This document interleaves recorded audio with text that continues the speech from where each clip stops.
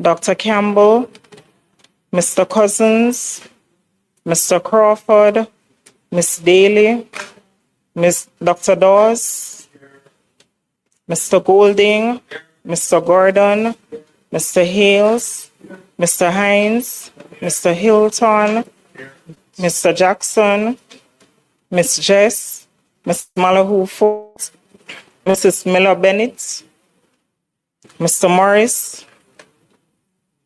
Mrs. Nita Garvey, Mr. Newell, Mr. Paulwell, Mr. Phillips, Miss Perkis, Mr. Robertson, Mr. Robinson, Dr. Russell,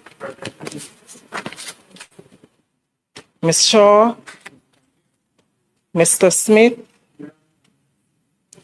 Mr. Dwayne Vaz, Mr. Warmington, Mr. Brown, and Mr. Crawford. Thank you, Madam Speaker. House Leader.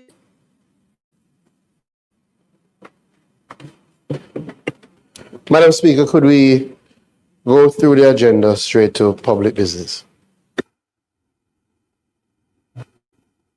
Thank you, House Leader. Statement by ministers, announcements, bill brought from the Senate, petitions, papers, reports from committees, notices of motions given orally, questions and answers to questions, motions that may be made at the commencement of public business requiring notice, motions relating to the sitting of the House, motions for leave to introduce bill, presentation of bills without leave of the House first obtained, public business. House Leader. Madam Speaker, let me join you in welcoming the Ministers of Education from our Caribbean family, also members of the Diplomatic Corps who have joined us, the Cabinet Secretary, and the various permanent secretaries and heads of agencies. Madam Speaker, today the budget debate will continue with the contribution from our Prime Minister, who successfully navigated us through COVID, successfully navigated us through Hurricane Beryl, and will successfully navigate us through Hurricane Melissa. Madam Speaker, I ask that the standing orders be suspended to allow the Prime Minister to complete his presentation without time restriction. Thank you, House Leader. As we have done for all in this segment, the budget debate, the question is that the time limit be suspended so that it allows the Prime Minister to complete his presentation. Those in favor? Those against? The ayes have it. Thank you. Prime Minister, the Honorable Andrew Michael Holness.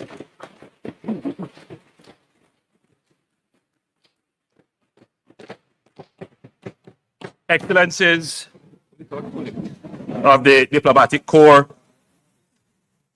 Jamaicans at home,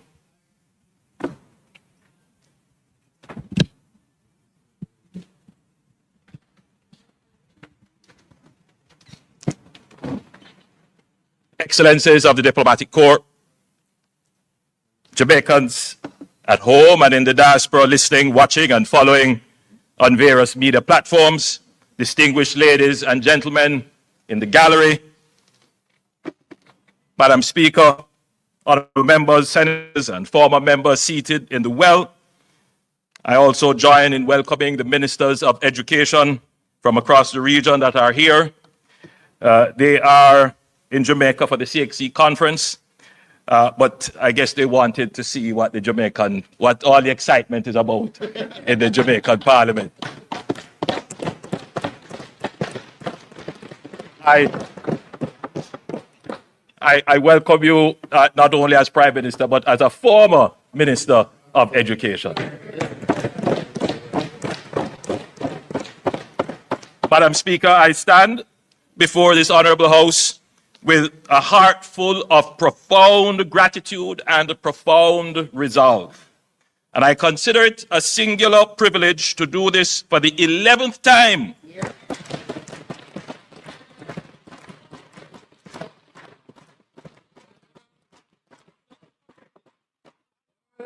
As Prime Minister for a third consecutive term.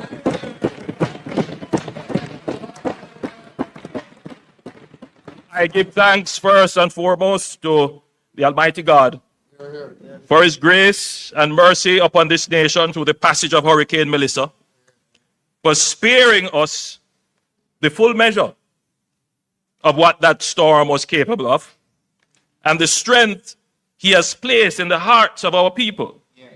Farmers, parents, small business owners, first responders, who rose from the rubble with a dignity and a determination that humbled me. I thank him equally for ordering my steps across 29 years of public service.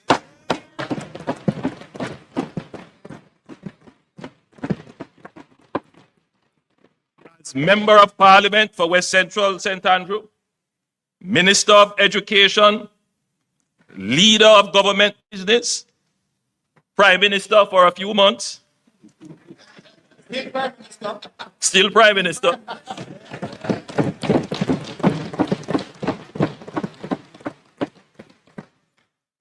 Then the people's loyal leader of the opposition,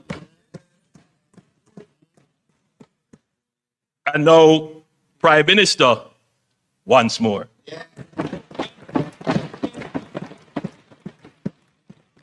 He has been my constant protection and compass. I thank the Jamaican people for the confidence they have reposed in me and my administration by re-electing us for a third term to form their government. I thank the many prayer warriors for their fervent intercessions, the well-thinking citizens for their private words of encouragement, and our party workers and activists for their vocal public support. I want to express my deepest appreciation to the international community that stood with Jamaica in our time of need. The heads of government and heads of state who called, who came, who committed resources, our multilateral development partners whose swift and decisive response produced the largest development financing package in Jamaica's history, and the many nations that sent personnel, supplies, and solidarity.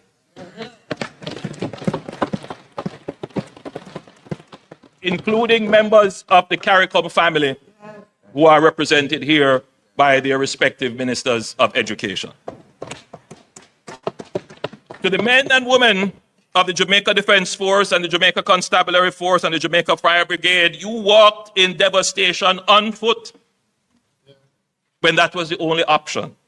Airlifted patients when roads had ceased to exist and distributed care packages to communities no one else could reach. You made every Jamaican proud, and this nation owes you a debt of gratitude.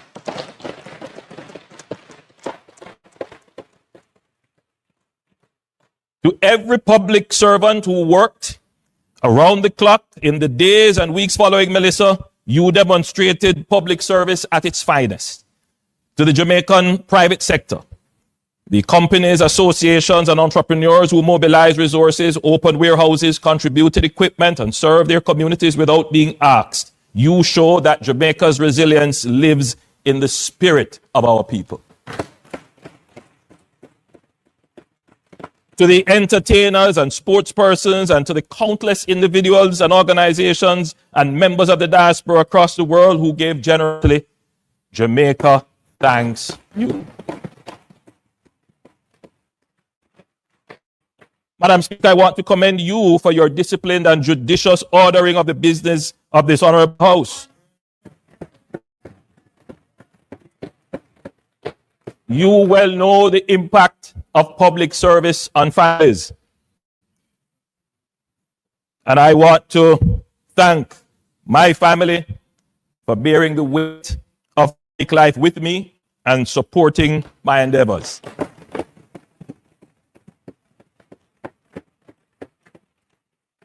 To the people of West Central St. Andrew, my extended family for 29 years, you continue to trust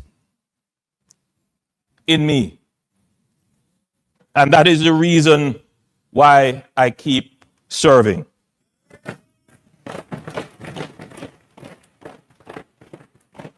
This year are some major projects which we will complete and on which work will commence. In a few weeks, we will complete and hand over 2 new multifamily housing solutions under the new social housing program to replace 2 dilapidated tenements. And we will begin construction of 3 additional multifamily housing solutions, including 1 in the community of Bell Rock to replace houses destroyed by fire in 2024. We will continue the development of the St. Paul's Lane community with the construction of a Golden Age home and sporting facilities. Construction will begin on parks and sporting facilities for the people of Queen's Park and the Mall Road communities.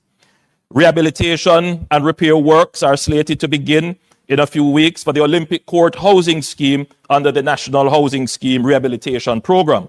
Shortly, we will open the Olympic Gardens Performing Arts Center and we will start the upgrade of the Kling Kling Oval. And I have good news for the people of Drewsland residing along the gully banks of the Sandy Gully. Repairs will begin on the collapsed sewer main and compromised retaining walls that pose a health and safety hazard to the residents. I'm certain the member from Western St. Andrew will also be pleased because it is a border area and we both share the challenge.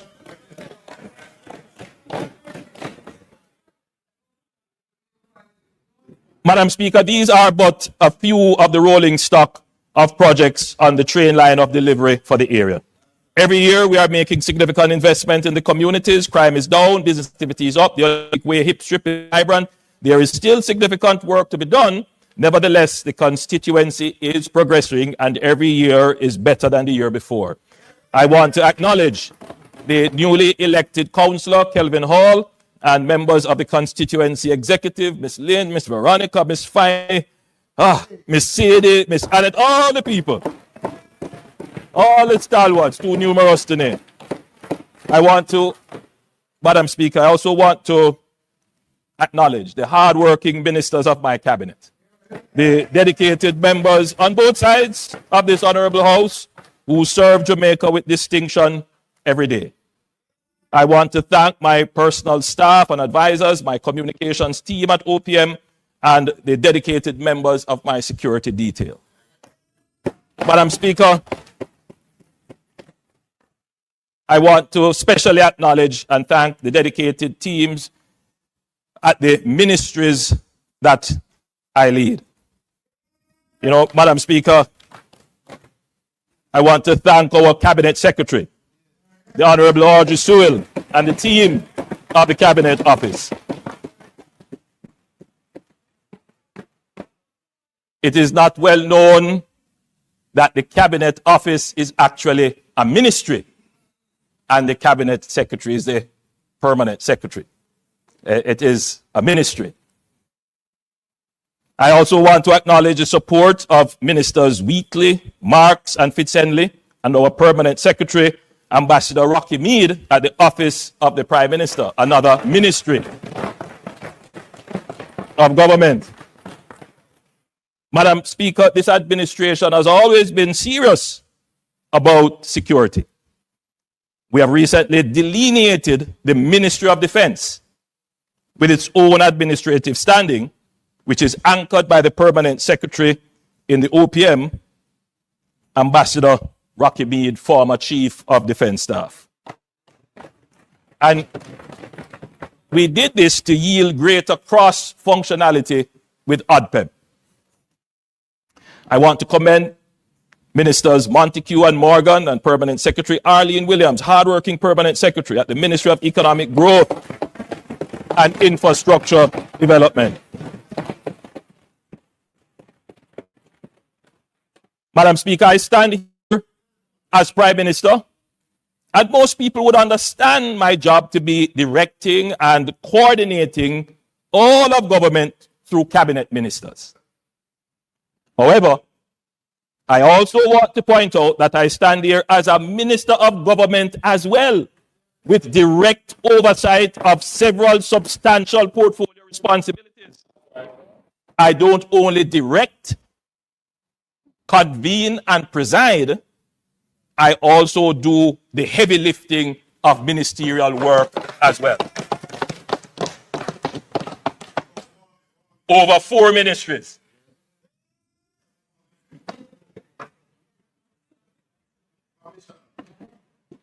Madam Speaker, the leader of the opposition only talks.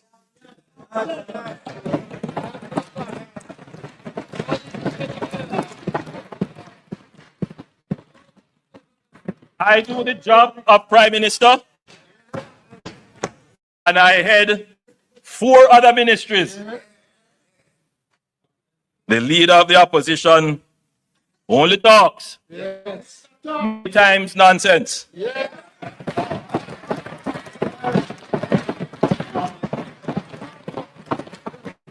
And takes home $27 million.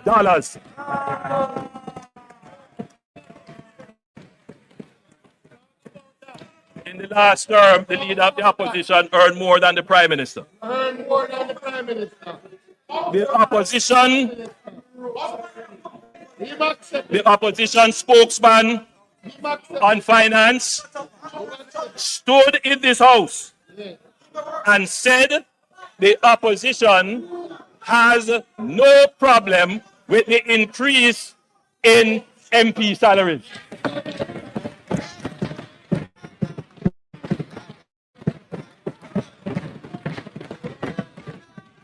A few days later, the PNP General Secretary put out a release saying they strongly object to the salary increase for cabinet ministers and members of parliament. Yet, Madam Speaker, none of them, with their self-righteous objection, declined to take their salary increase. None of them.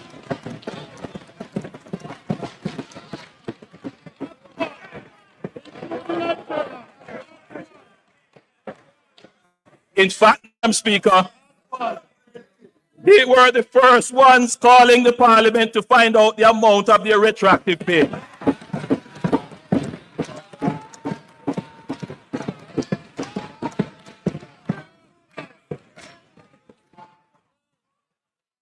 I'll share this with you, Madam Speaker.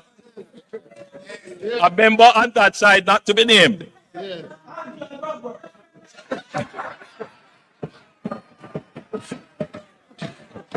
A member on that side, not to be named,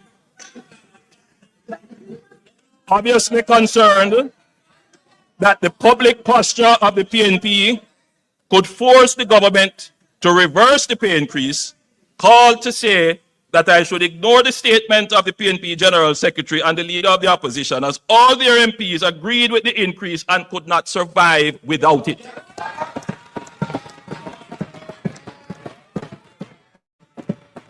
You know yourself. Madam Speaker, when I took the decision to forego the pay increase, I said in a widely circulated press statement, this has broader implications for not only the current holder of the office of Prime Minister, but previous Prime Ministers or their surviving spouses and possibly future Prime Ministers. It therefore must be considered very carefully. My current decision to forego any salary increase could easily be changed by another Prime Minister in the future, or a new mandate may give an opportunity to reconsider the Prime Minister's salary. On September 3rd, 2025, leader of the opposition, the people of Jamaica weighed all these matters in the political scale and gave my administration a new mandate based on the work I've done to earn their confidence.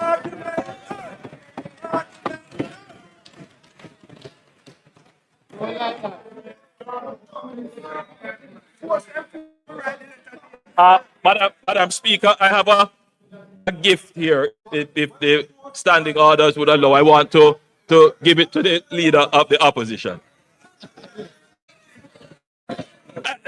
If you don't want, that's fine. But I thought it would have been so appropriate. I thought this would be a good. In fact, by the way, Madam Speaker, this is a cap that is one of our local designers. It's a very popular cap, and I thought that the leader of the opposition would do well to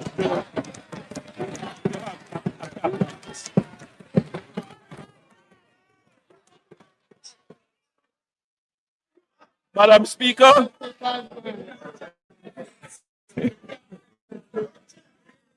Madam Speaker, the opposition spokesman on finance raised the issue of the rate of capital expenditure.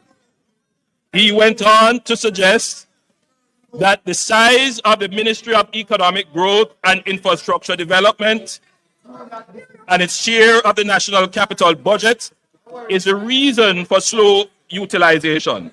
Therefore, it should be deconstructed as a super ministry. The slow pace of utilization of the capital budget has nothing to do with the present configuration of the ministries. The cross-cutting issues of slow investment appraisal, permitting and approvals, procurement, and contracting, coupled with a lack of efficient, well-resourced enterprise-scale contractors, is the cause of the low conversion of the capital budget into economic value, leading to greater levels of growth. In other words, we are an overly bureaucratic country with supply-side weaknesses which constrain our growth horizon. Despite these challenges, it must be noted that the Ministry of Economic Growth and Infrastructure Development, on average, has spent more than 97% of its capital allocation for the last 4 budgets.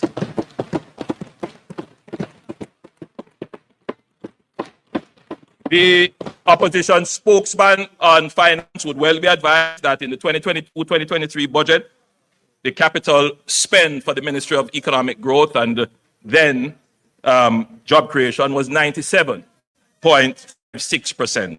In 2023-2024, it was 98.1%. In 2024-2025, it was 98.38%. And so far this year, haven't closed out as yet, we are at 95.59%. In fact, Madam Speaker, this ministry has stimulated, overseen, and supported the most sustained and robust period of infrastructure development since 1960, which in turn has resulted in the last decade being the most consistent and sustained period of quarterly growth in the last 30 years.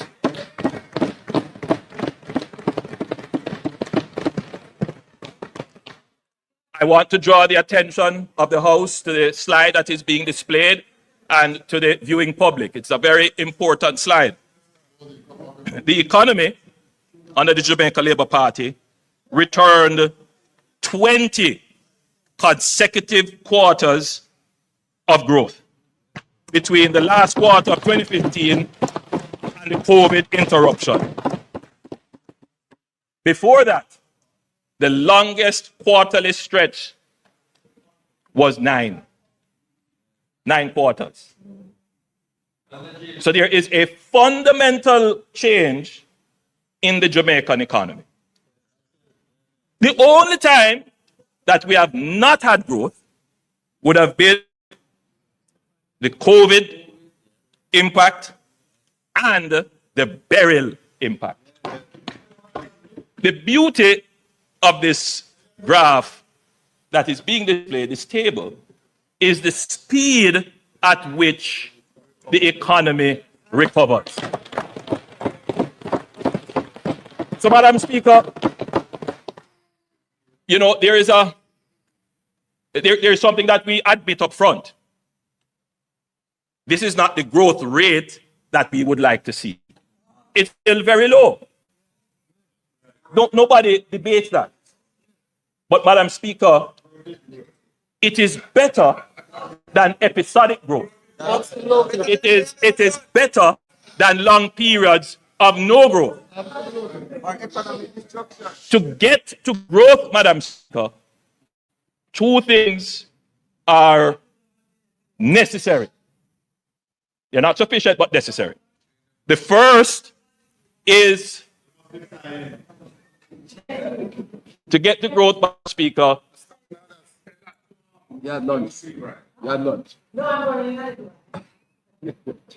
The first is stability. And what you are seeing here as a feature of the Jamaican economy is stability. And the reason why we have this stability, it is because of the fiscal program that the government has implemented. You know, Madam Speaker, we go back and forth debating who is the father of fiscal discipline. We already said the DNA tests prove that they are not the fathers of fiscal discipline. But, Madam Speaker, there is one more child of this government for which the paternity is not in question, and it is necessary for growth, and that is resilience.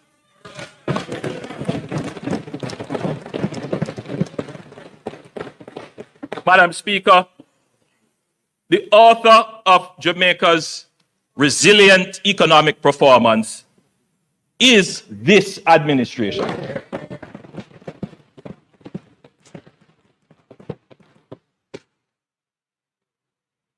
The economy, as I said, Madam Speaker, gave us 20 consecutive quarters of growth between the last quarter of 2015 and the COVID interruption, and without doubt the best performance in employment generation in the history of independent Jamaica, with a most recent 3.3% unemployment rate. Again, Madam Speaker, no other government has been able to bring unemployment to the levels that we have. We now have practically full employment, first time ever in the history of Jamaica.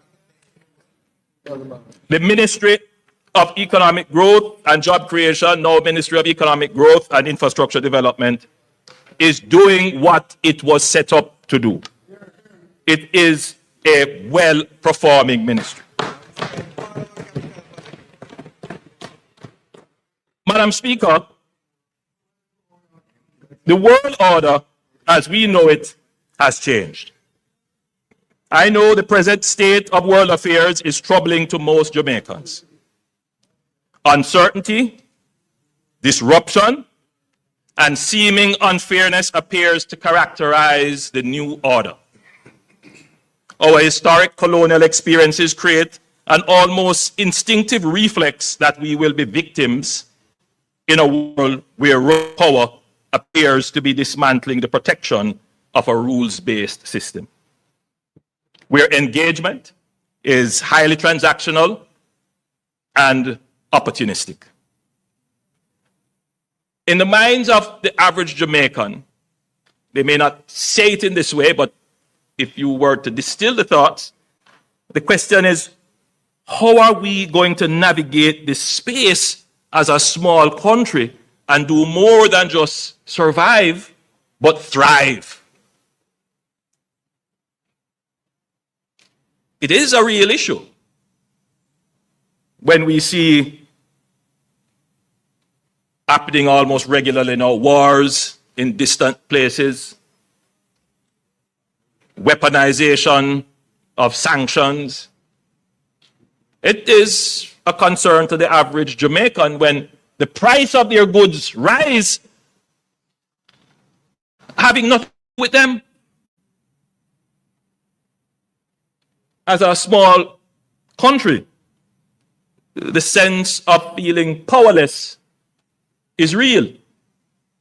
But as Jamaicans, as Caribbean people, we don't just cower and say we are helpless. Our history tells us we must resist as a people. It is who we are. Even in the face of power, unequal and uneven, we must resist.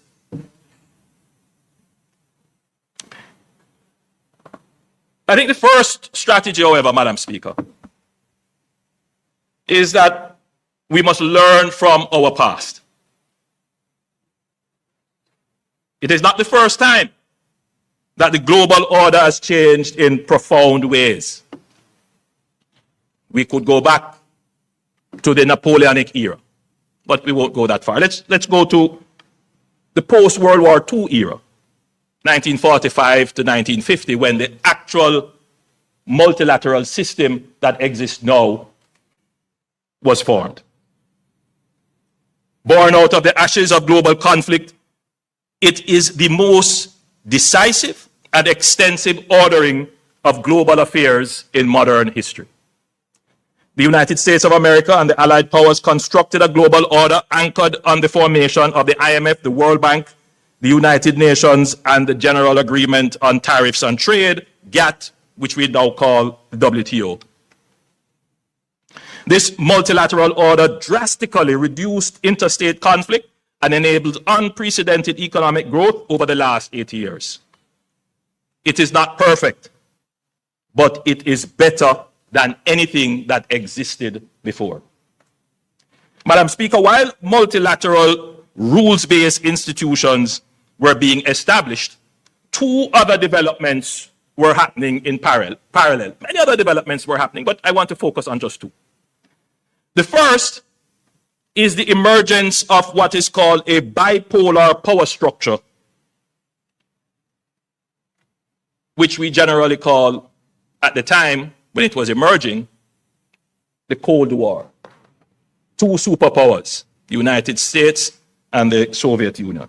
Between 1947 and 1991, the world split into two completing blocks, the US-led Western Bloc and the Soviet-led Eastern Bloc, each with its own military alliances, economic systems, and ideological frameworks. The second process, Madam Speaker, was the process of decolonization. And this was accelerating. Empires could no longer afford their colonies. Resistance against colonialism internally increased, moving dozens of states to independence across the world. Asia in the 1940s through to the 1950s. Africa in the 1950s through to the 1970s. And the Caribbean in the 1960s through to the 1980s. The United Nations started in 1945 with 51 countries. Today, it has 193 countries. Newly independent states joining this new rules-based multilateral system essentially created a third bloc. And you would hear these terms being used, I certainly heard it when I was growing up, referring to this third bloc as the third world. So the new system of global order, when it emerged with two blocks, the Western Bloc, the Eastern Bloc, divided by a Cold War, a process of decolonization which gave states independence, creating a third bloc. Madam Speaker, the multilateral system afforded newly independent nations like Jamaica a voice and a vote. That was very important in the multilateral system. A voice and a vote. But, Madam Speaker, we had no power. We had no military power. And we had no economic power. Madam Speaker, both superpowers sought to control this third bloc, to expand their spheres of influence, secure strategic geographies, access resources and markets, and spread their culture and ideology, or simply put, to exercise hegemony. This was the context within which Jamaica started its navigation of a complex global system at its independence. At the outset, the Right Excellent Sir Alexander Bustamante, when asked about Jamaica's alignment, declared, "We are with the West." A simple yet profound framing of Jamaica's foreign policy, economic and social program, and political direction. The Jamaica Labour Party has always taken a pragmatic yet principled approach to the multilateral system and the vicissitudes of the poles of powers within it, while staunchly maintaining our independence of thought and agency to act in our best interest. The position served Jamaica well. The period between 1962 and 1972 saw political stability, the fastest pace of growth and development of the Jamaican economy, the build-out institutions.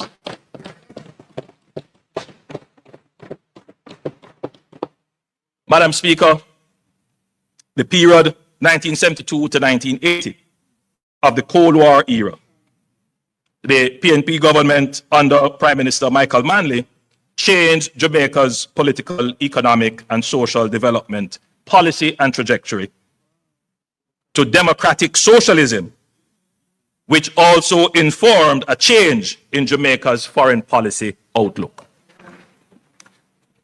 During that period, Jamaica joined the non-aligned movement and pursued relations with other socialist and communist countries of the Eastern Bloc, including Cuba.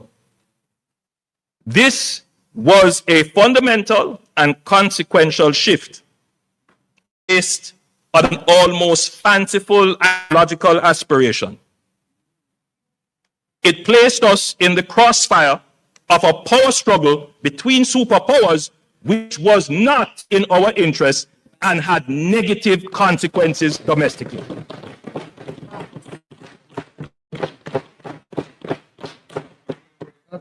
This period coincided with the collapse of the Jamaican economy, our first debt crisis, the hollowing out of the middle class, and the emergence of widespread political and gang violence.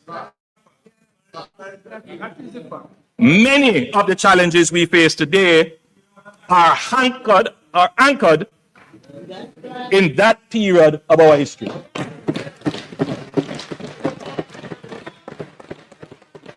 Now, look, what I have said here is going to stir up our antsness, because people do feel very strongly about this period, but I don't think it is ventilated enough. Look, no, what I've said here is not opinion. These are the facts. These are the facts. If you ask me for my opinion, I will give you my opinion. Right? And my opinion is that I admire Michael Manley's intellect. I admire his willingness to challenge, but I also question his judgment.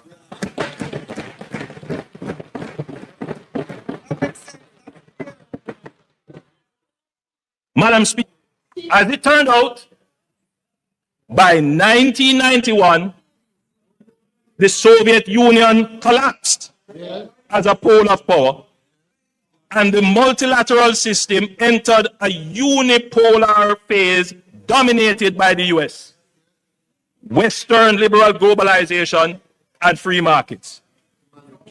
The global socialist experiment for which the PNP diverted Jamaica had been defeated and proven to be the wrong path to be pursued.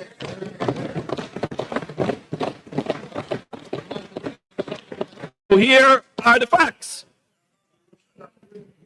Michael Manley, and this is part of why I admire him as well, would come back to power a reformed man in 1989, abandoning the policy of democratic socialism, embracing the IMF, liberalization, privatization, free markets, and pursuing closer ties with the United States.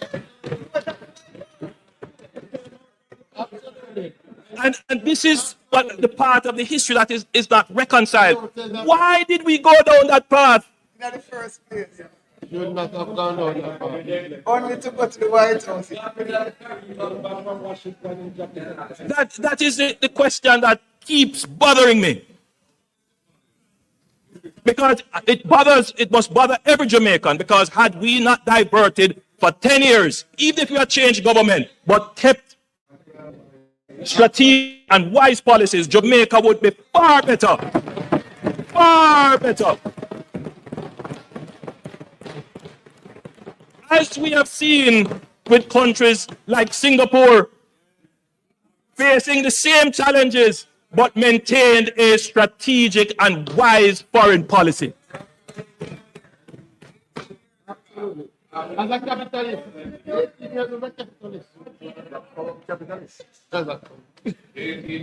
Madam Speaker, today we see the global system changing again, moving from a unipolar world to now a multipolar world, with the rise of China, India, the reassertion of Russia, and the EU. There are now more players who can exercise military, economic, technological, and normative power within the multilateral system than when it was designed 80 years ago. This means there is likely to be greater contestation within the multilateral system and less automatic consensus on issues and solutions.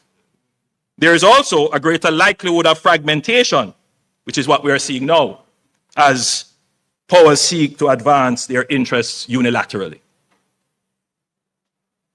It begs for a reform, urgent reform actually, of the global multilateral system. We cannot abandon it, but it must be reformed to take into consideration these new power dynamics that have emerged.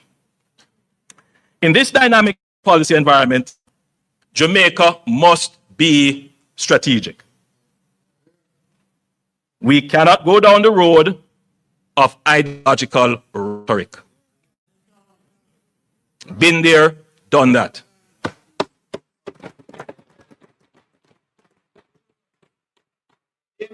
Foreign policy is about having a clear framework of principles and values within which we pursue our interests, while treating with the interests and powers of others with whom we engage.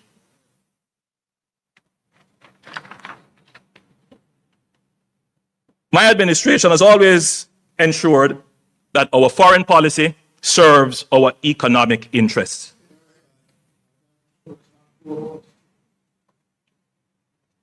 Whatever I do must make sure that Jamaica can recover quickly, that the person in Westmoreland whose house has not yet been restored, that the chances of a quick restoration is not hampered.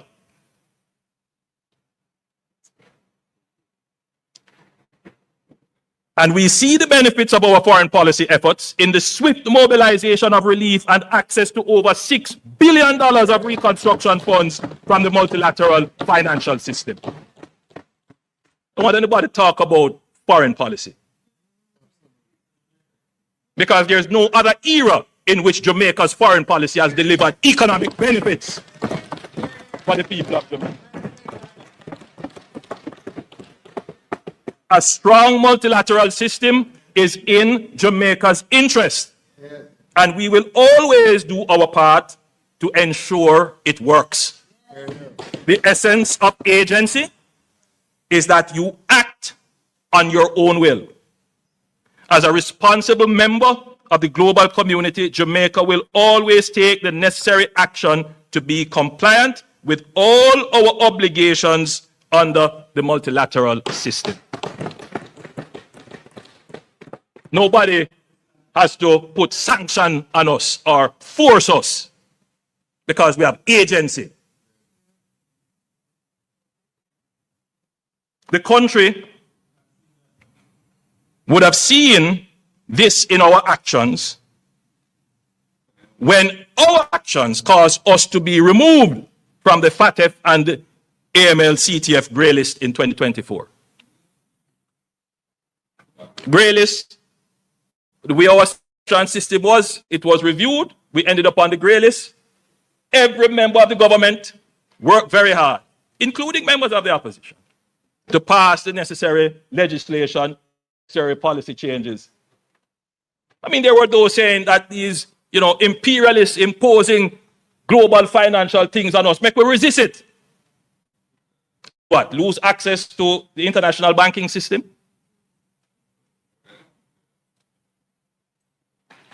That's the logic of the argument. Yes, there are things we must resist when it comes to our values. There are things that define us as Jamaicans that we're not going to change on those. Man is a man, woman is a woman. We're not going to change on that. So we do. But we look at the things that are also in our economic interest. All right. So, Madam Speaker, similarly, when concerns were raised with the government of Jamaica by the United States regarding the Cuban medical mission more than a year ago, I want you to pay attention to that.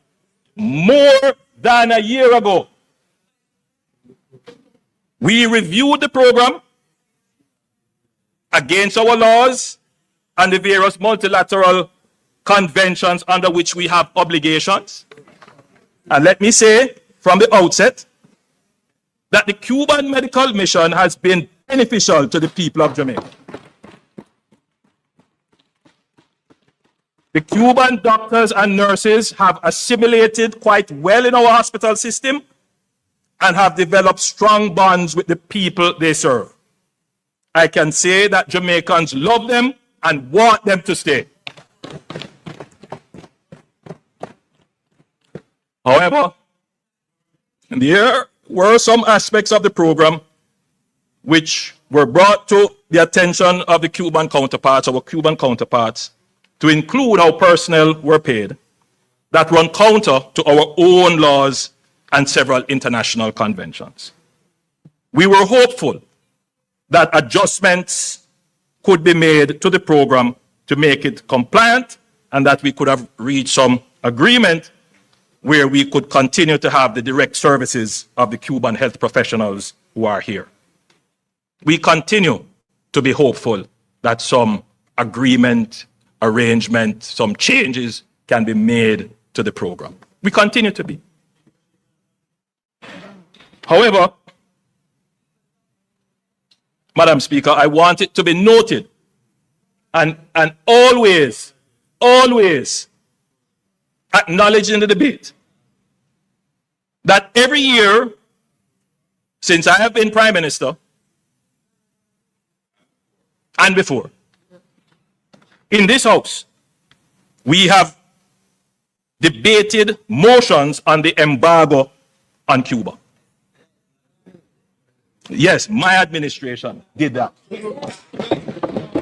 Carrying on the position of the PNP administration and the JLP administration before and the PNP administration before.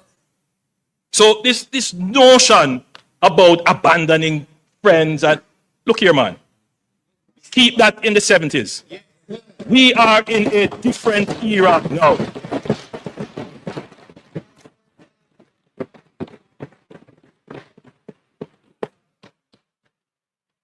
At all my speeches to the UN General Assembly, there are a few lines in there about Cuba and the embargo.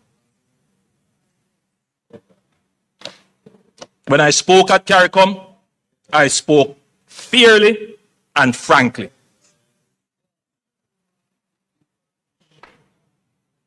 As our closest neighbor, we are concerned for the situation in Cuba. Through CARICOM, Jamaica will do its part to offer support for our brothers and sisters in Cuba. We take note of press reports that talks have opened between Cuba and the United States. This is a moment for reform and reset, and we are hopeful for a positive outcome.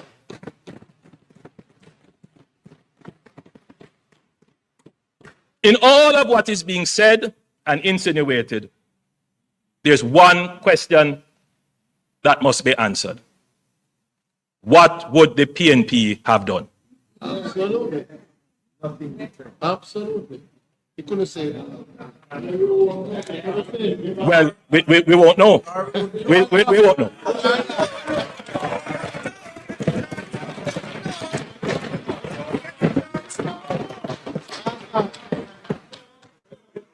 Madam Speaker, there are moments in the life of a nation that test not only our systems but our soul. Hurricane Melissa was one such moment.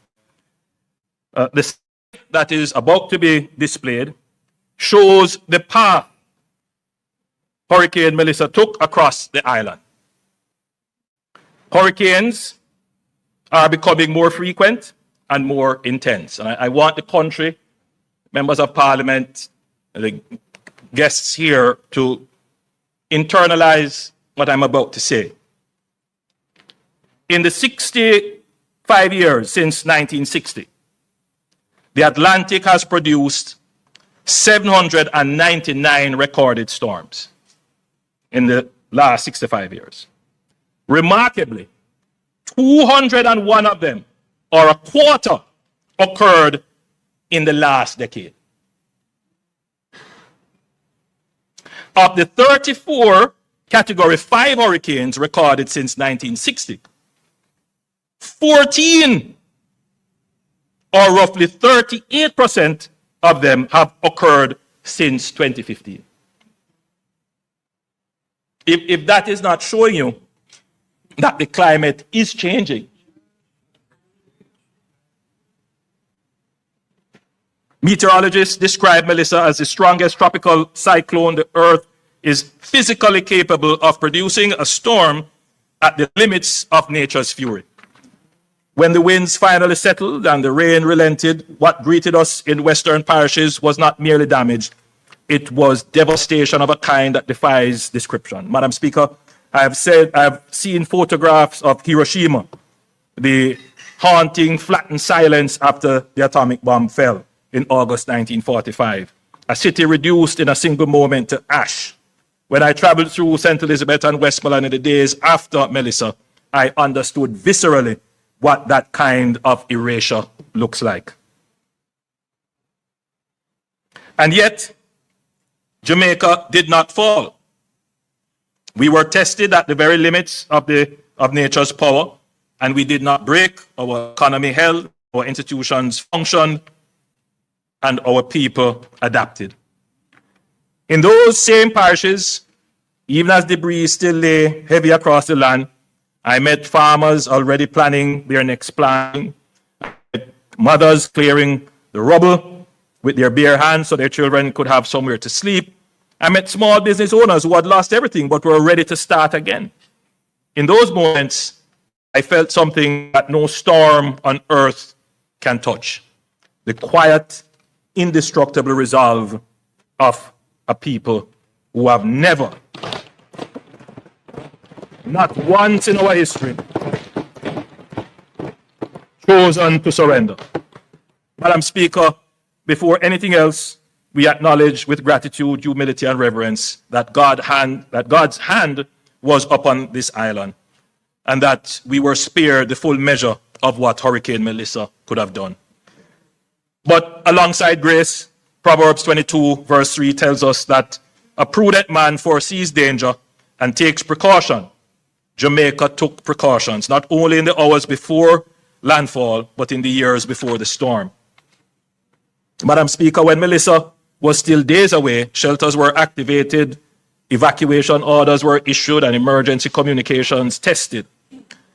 The public was kept informed of the trajectory of the hurricane and precautionary measures to be taken through several public briefings and media announcements.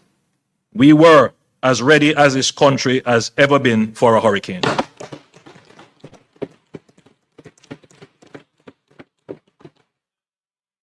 The investment this government has made in our security forces over the past decade, expanding personnel, equipment, and technology, growing our helicopter fleet, which turned out to be a very wise investment, strengthening our offshore patrol vessels, deepening our engineering and logistics capacity, paid dividends in those critical hours and days after Melissa struck. The seamless interface between national coordination and operational capacity was one of the defining institutional achievements of the Melissa response. It is a model we will build on, strengthen, and sustain. Madam Speaker, we would not be doing justice to the response if we did not also acknowledge what the experience exposed.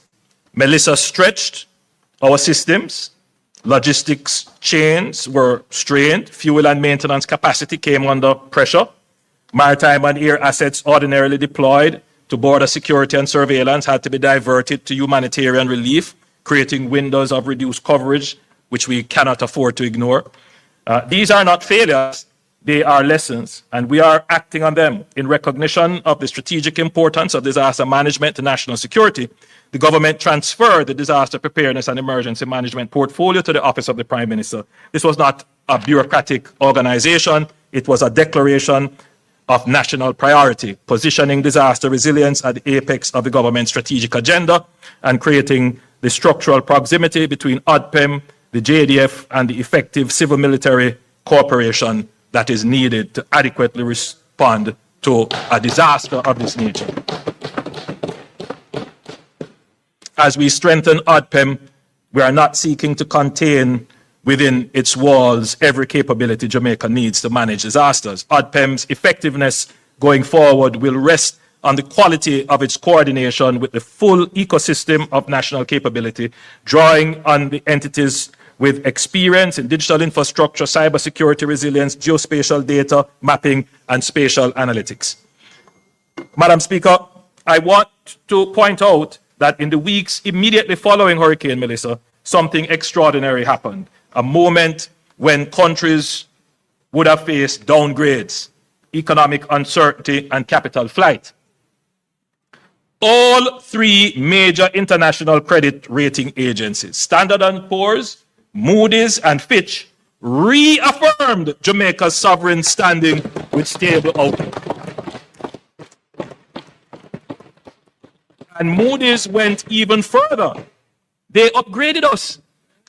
Now, can you imagine? After a hurricane, the rating agency said, well, you know, even with the hurricane, you have done so well. I'm going to maintain your outlook. Yeah. I just want everyone to stop and reflect on that for a moment. It sent a powerful signal to the world that Jamaica's resilience, note the word now, not stability, Jamaica's resilience, which is what we have put into the economy, is not only social and emotional, meaning our people's ability to withstand disaster, but it is also institutional in agencies that we have created in terms of fiscal and economic. That credibility wasn't gifted to us, it was earned through years of discipline, courageous reform, and sound governance. and it has now become an asset we are deploying in the service of every Jamaican. And the results are already visible. The recovery from Hurricane Melissa is proceeding faster than anyone initially projected. But speed of recovery does not happen by accident. It is a product of fiscal strength deliberately built and strategically deployed. Consider what that means in practice. Within weeks, the government extended a loan of $150 million to the Jamaica Public Service Company to support the immediate restoration of electricity across the island. That single intervention accelerated the reconnection of communities, businesses, hospitals, and the resumption of daily rhythm of life that so many Jamaicans depend on. Today, electricity and water have been restored to approximately 99% of customers. Madam Speaker, let us be clear about what that made possible. A government that had maintained fiscal discipline, reduced its debt burden, built buffers and reserves, and earned the confidence of the international markets, wrote the check. The loan to JPS was the difference between the family sitting in the dark for 6 months and getting back electricity in 3 weeks. It's the difference between a farmer losing an entire season and getting back to work. It's the difference between despair and dignity. Our recovery has been unprecedented in its speed. Agricultural output has rebounded more quickly than anticipated. Inflation has come in below projections, enabling the Bank of Jamaica to reduce its policy interest rate to 5.5% in February 2026 and revise its projection for full economic recovery down to 3 to 2 years from the earlier 3 to 4 years that was projected.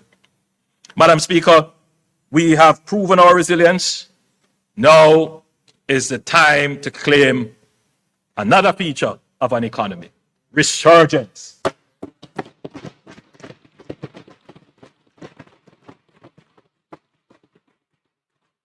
So you move from chaos to no growth to stability to resilience.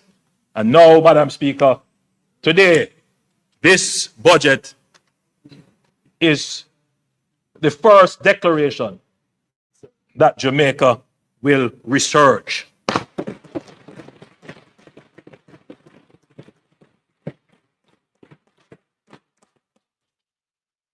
What is the difference between resilience and resurgence? Resilience is defensive. It is a capacity to absorb a blow and remain standing. Resurgence is forward-leaning. It is the decision to move with purpose, with ambition, with a vision of something greater than what existed before. We will not simply patch what is broken. We will build forward stronger, smarter, and more equitably than before.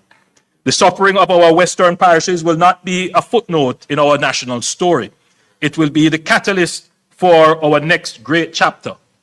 For Jamaica, adversity has been a full stop. It has always, well, Madam Speaker, let me read that properly.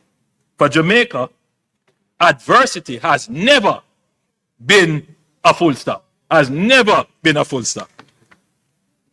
It has always been just a comma, a brief pause before we rise again. We have endured, now we will build together. Madam Speaker, this government is leveraging our national resilience and international confidence as in order to translate it into a platform for accelerated national development. Through close engagement with our multilateral partners, including the IMF, the World Bank, the Inter-American Development Bank, CAF, and the Caribbean Development Bank, Jamaica secured US $6.7 billion in terms of a financial package within weeks of the hurricane. This is the largest and fastest mobilization of development financing in Jamaica's history, and it was made possible not by the hurricane, but by everything Jamaica had built before it. Madam Speaker, the discipline of yesterday is funding the resurgence of tomorrow.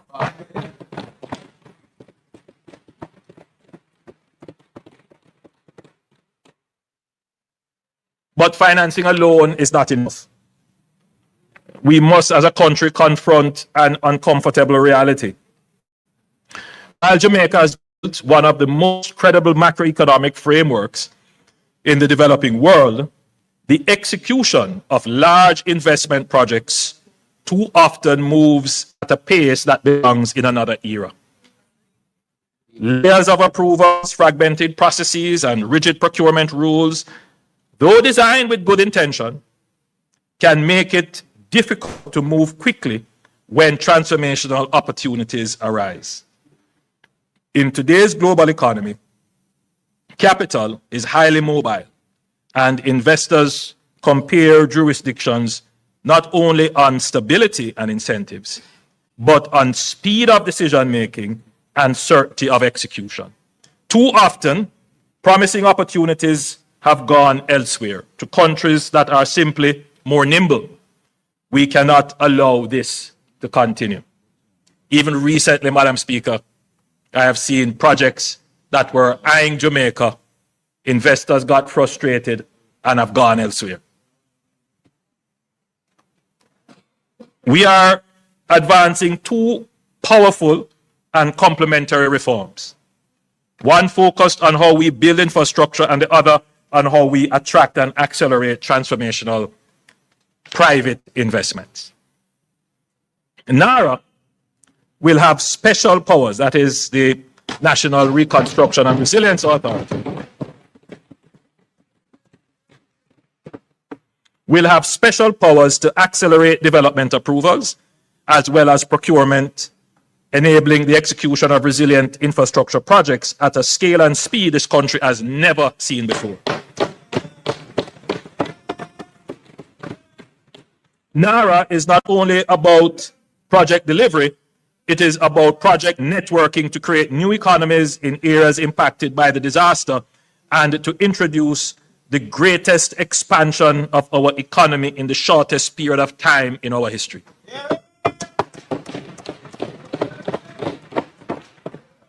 Madam Speaker, NARA will turn a crisis into an opportunity for Jamaica.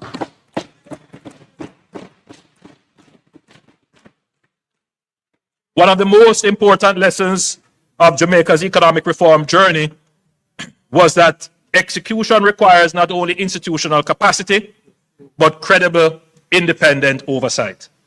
The Economic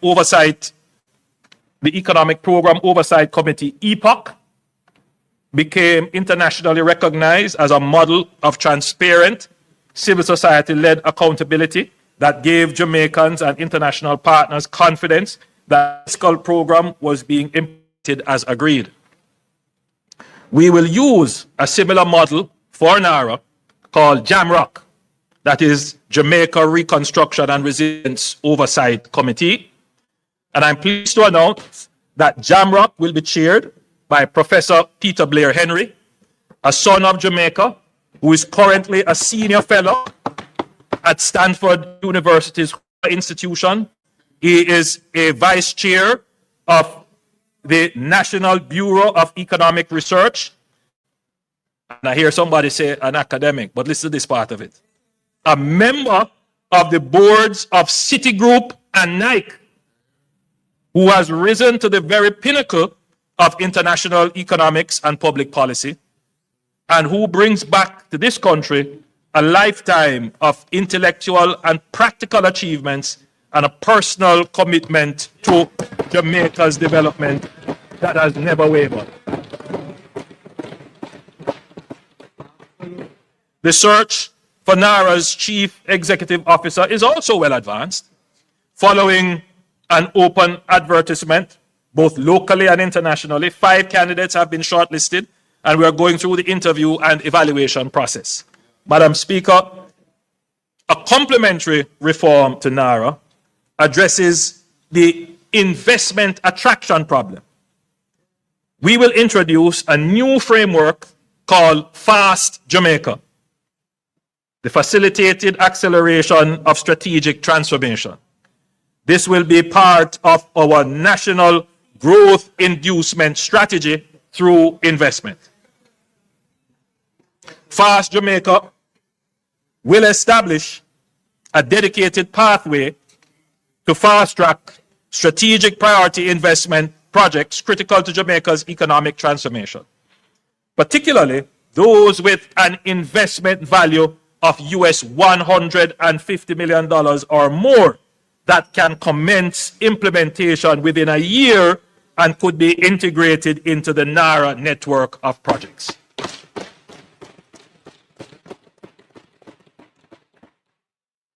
The framework will focus on projects in sectors that will shape Jamaica's competitiveness, and we're looking at areas such as energy infrastructure, digital infrastructure and telecommunications, logistics, air and seaports, water, sewage and desalination, low-income housing and urban development, high-value tourism including wellness, medical and sports tourism, entertainment and the creative industries, STEM education and research, specialized healthcare, high-value agriculture and agro-processing, advanced manufacturing, and critical minerals, including rare earth elements.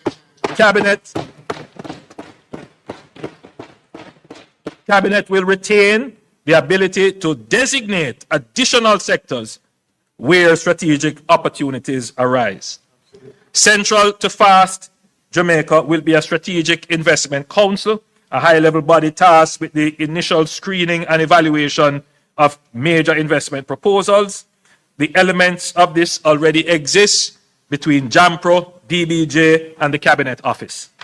The Council will assess the strategic merit, economic impact, and national interest considerations of each proposed project and will recommend to Cabinet the most appropriate development modality, whether public-private partnership, joint venture, concession arrangements, or otherwise, as well as whether the project should proceed through direct negotiation or a competitive process.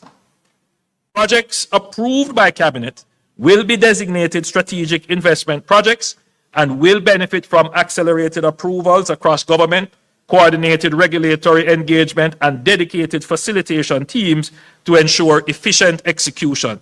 Fast Jamaica will also allow the government, where appropriate, to engage with unsolicited proposals from investors, recognizing that some of the most transformative projects originate from private sector proprietary knowledge. Madam Speaker, Fast Jamaica is not about weakening safeguards. It is about modernizing how government partners with strategic investors in a fast-moving global economy. Fiscal exposure will continue to be rigorously addressed by the Ministry of Finance and the Public Service.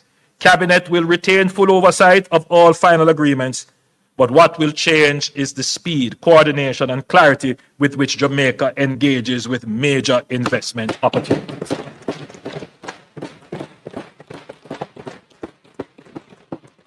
Together, these reforms represent a fundamental shift in Jamaica's execution architecture. They answer the question that has haunted this nation for too long. Why does so much promise take so long to become a reality? We have accomplished a lot, but we could have accomplished so much more. So, Madam Speaker, NARA is established. We will have the legislation. I will table the legislation today.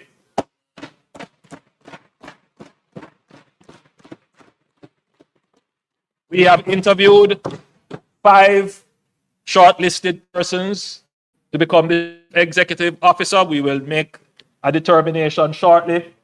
We have selected someone to head the oversight body, and we will have conversations with members of civil society, the opposition, and other interest groups to fill out that body. So NARA is established. The purpose of NARA is to take all the projects that we have had in development, or some of them in File 13, and all the new projects, and coordinate their implementation.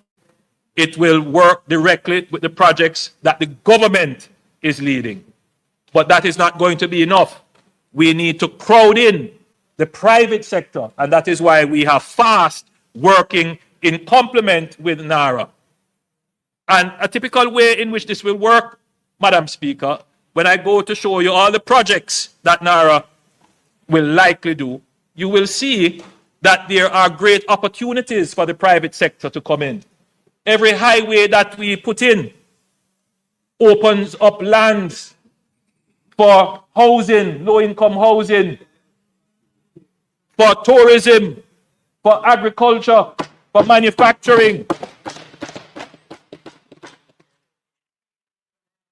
Madam Speaker, NARA's first and most consequential mandate will be to prepare a comprehensive project and economic plan to deliver within the next 4 years. And when we say deliver, we mean complete within the next 4 years. Today, I lay out a transformative vision for Jamaica by highlighting several national projects across the length and breadth of the country. Many of these projects are not new. They have appeared in development plans, consultancy report, policy discussions for years, in some cases for decades. This vision was never the problem. What was missing was the mechanism to convert them from aspirations into reality. The financing, the institutional architecture, and the enabling environment. We now have all of these. Some of these projects will be delivered through NARA, others will be executed through existing institutions and public-private partnerships operating alongside and in concert with NARA. What unites them all is a single coherent national vision. A Jamaica rebuilt stronger, planned smarter, connected more efficiently, and distributed more equitably. Where every region of this island is a functioning engine of growth, and where the resurgence we are claiming is visible, tangible, and felt in the daily lives of every Jamaican. I will highlight a few of these projects starting in the southwest. Black River. Madam Speaker, I want to start in Black River, because Black River tells a story that is larger than one town. It is the story of the existential vulnerability of low-lying coastal communities to the intensifying force of climate change. Black River is one of Jamaica's oldest and most storied towns. Founded in the 18th century, it was among the first places on this island to receive electricity, piped water, and the motor car, a proud maritime hub, the commercial heart of St. Elizabeth, gateway for the logwood and rum and pimento trade that shaped our economic history. The Georgian wooden houses along the waterfront, the masonry, mercantile buildings, the civic structures by the sea, all spoke to a town of character, history, and dignity. But Black River grew as many Caribbean coastal towns grew, parallel to the shoreline. Its hospital, its courthouse, its market, its homes, all concentrated along the coast, all exposed. For generations, that vulnerability was managed, tolerated, absorbed, but Hurricane Melissa ended that. Storm surges of 8 to 14 feet tore along the Crane Road corridor. The historic waterfront was devastated, civic buildings destroyed, critical infrastructure severely compromised. Madam Speaker, we will not rebuild Black River as it was. We will rebuild it as it should be.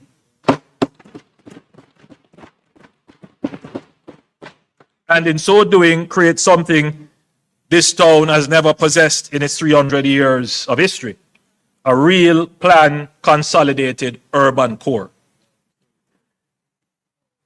The Urban Development Corporation, working with our development partners, is advancing a climate-resilient redevelopment plan that separates what belongs inland from what belongs on the coast.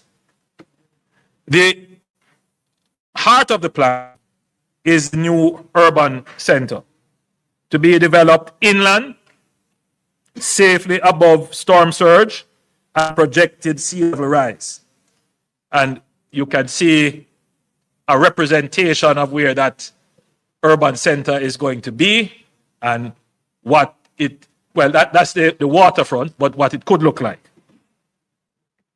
So this is where Black River's essential public functions, its hospital, courthouses, municipal offices, police station, tax office, schools, market, and transport hub will be consolidated into a planned, workable, flood-safe precinct for the first time. It will have a proper town square, a civic park. The buildings will be designed to withstand Category 5 wind loads. Built on elevated platforms above projected sea level rise scenarios with utility corridors, drainage infrastructure, and emergency redundancy. The historic waterfront will be protected by a layer of coastal defense systems, submerged offshore breakwaters to dissipate wave energy before it reaches shore, a concrete seawall integrated with a continuous public boardwalk and engineered revetments along the most vulnerable stretches of coastline. The waterfront will become what it always had the potential to be, a vibrant public amenity and entertainment and tourism corridor, a place where boutique hotels and restaurants and cultural experiences make this stretch of Jamaica South Coast a genuine destination. So, the same questions that Melissa forced on Black River must now be confronted everywhere, and the answers must be guided by the same logic, applied consistently, deliberately, and at national scale. That logic can be distilled into 4 foundational principles that will guide how we plan, build, and invest going forward. The first principle is strategic spatial planning and risk-informed development. What happened in Black River happened because for decades, development decisions were made without regard to hazard mapping, flood risk, or climate projections. That must now change. Critical national infrastructure must progressively be relocated away from high-risk coastal zones. Hospitals, schools, utilities, highways, and logistic facilities must be positioned with full regard to storm surge, flooding, and sea level rise. Where we build is as important as what we build. The second principle is building redundancy in distributed systems across critical infrastructure. Black River's civic core was concentrated in one exposed corridor. And when Melissa struck, a single surge compromised everything simultaneously. That is not resilience, that is fragility. Our transportation corridor, power systems, water supply, telecommunications, network, and logistic systems must be engineered with backup capacity and distributed architecture so that when one part of the system is struck, the rest keeps functioning. Resilience is incompatible with single points of failure. The third principle is the integration of regional development and resilient economic clusters.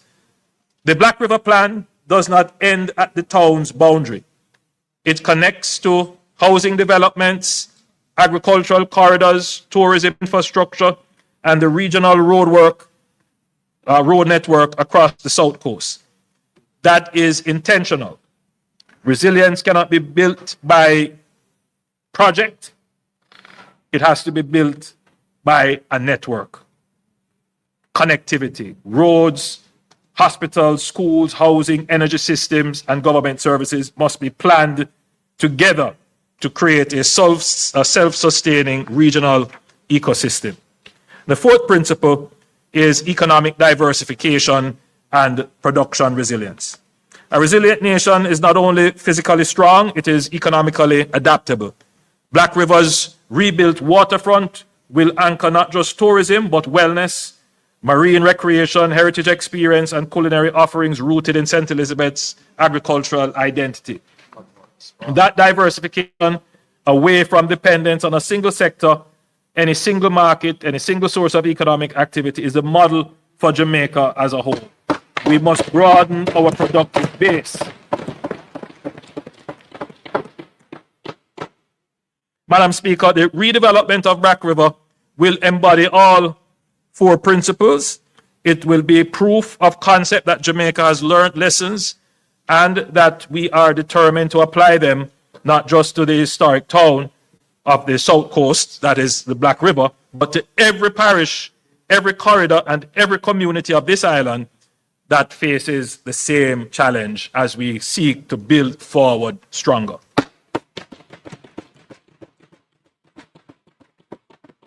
Now, Madam Speaker, I know the people of Black River are anxious. Your MP, I mean, I could only describe it as anxiety. He's also anxious. Particularly persons who own property in proximity to the coast that sustained damage. There's a certain level of uncertainty. They're not sure whether or not they should rebuild, restart. Many of them have reached out to say, Prime Minister, I don't want to restart. In fact, there are several who have said, you know, I was even contemplating coming out of business. Melissa's hastened the decision, but they want some indication so that they can figure out how to plan. And we hear on our side the magnitude and scale of what we are planning to do can't be rushed. We can't make wrong decisions. So we have to think these things out carefully, put in place the systems and the structure. So today I would have laid out for you the NARA, which will manage it, the legal framework under which it is going to be managed. So we are well there. So I would say to the people of Black River, we have identified suitable lands to support a structured program of relocation and reconstruction for housing and business. For businesses, the town of Black River, for businesses in the town of Black River, the UDC has been asked to begin dialogue with property owners regarding acquisition of property and location where necessary. Madam Speaker, I don't want to say too much here because I know how, you know, what leaves here and lands there might be 2 different things. So I prefer that the entity, I have tasked them to go and start the dialogue, that they go and speak to the people directly. After agreement is reached, then you can speak publicly. Early next month, various agencies of the government will begin the consultations and sensitization with specific communities in Black River and along that corridor regarding relocation of our communities. The truth is there are just some communities that proximity to the swamp, threat from the sea, when we look at all of the risk maps that the best option is to relocate. But we know how difficult this is. And so we will handle this in a very sensitive way. We will ensure in a very transparent way as well.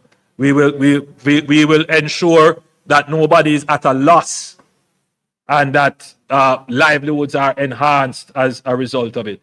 It is not something that is going to happen overnight. We acknowledge this, but it is something that we must do.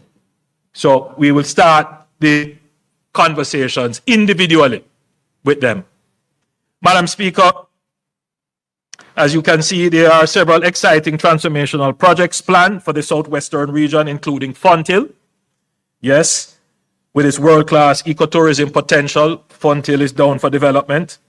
The airport in Little London, which was already announced, that will be brought on to the NARA project sheet, and the new urban center in Negril, that as well will be brought on to the NARA sheet.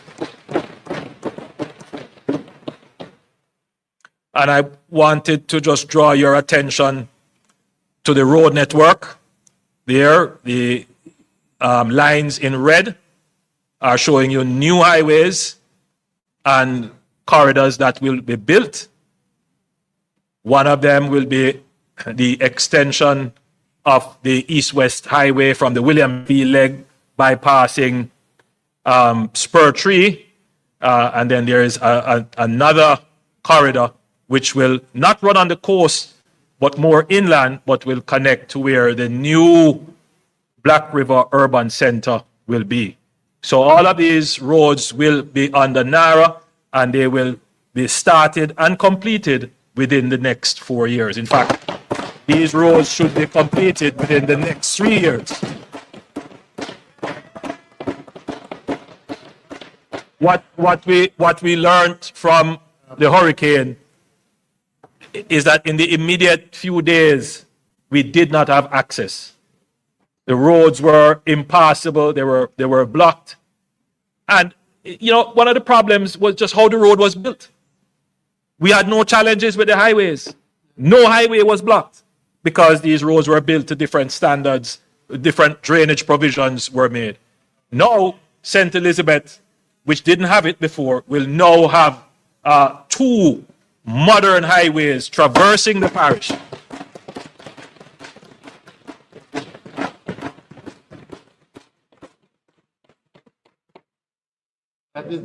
Madam Speaker, I now turn to the northwest end of the island. Relax, man.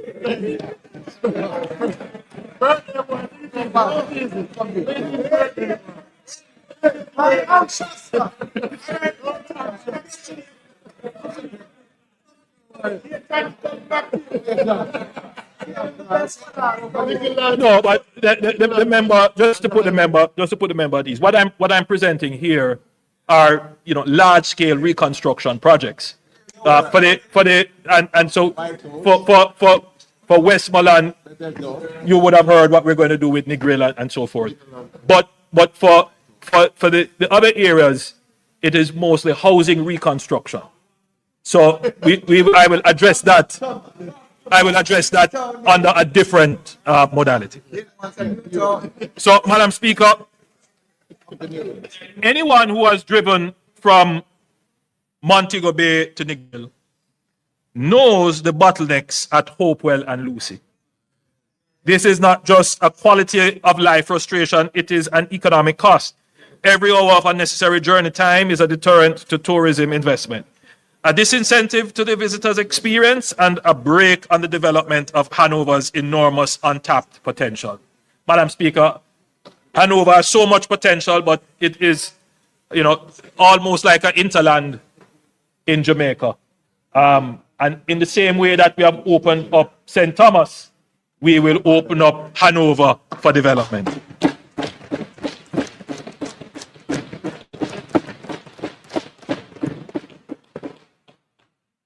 The government will advance the Hopewell and Lucy bypass, running through a connection point on the Long Hill bypass, which is already under construction. In St. James, traversing Westford with Link Road serving both Hopewell and Lucy before terminating on the westward side of Lucy. The alignment will run approximately 3 kilometers south of the existing coastal road. This will unlock the entire waterfront stretch between Montego Bay and Negril as prime resort lands.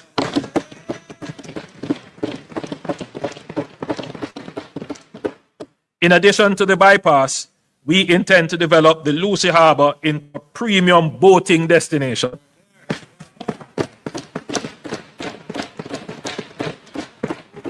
Sheltered from the prevailing winds, with deep natural water and proximity to emerging resorts on that belt between Montego Bay and Negril, Lucy Harbour has every natural attribute required to become a premium boating destination.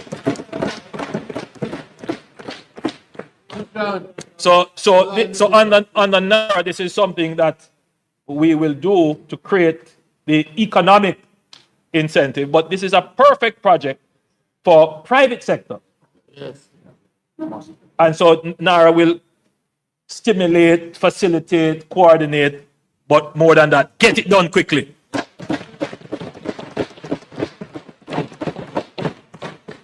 The town of Lucy itself is similarly at risk for storm and wave action. In other words, it faces the same threats as Black River. In fact, probably worse, because Lucy is actually below sea level. So I wish to indicate here that consideration is being given to the eventual construction of a new town center for Lucy when the bypass that we have spoken about is complete. So we won't do it in this round. We can't take on too much, but let's do the bypass first, and then we do the new urban center.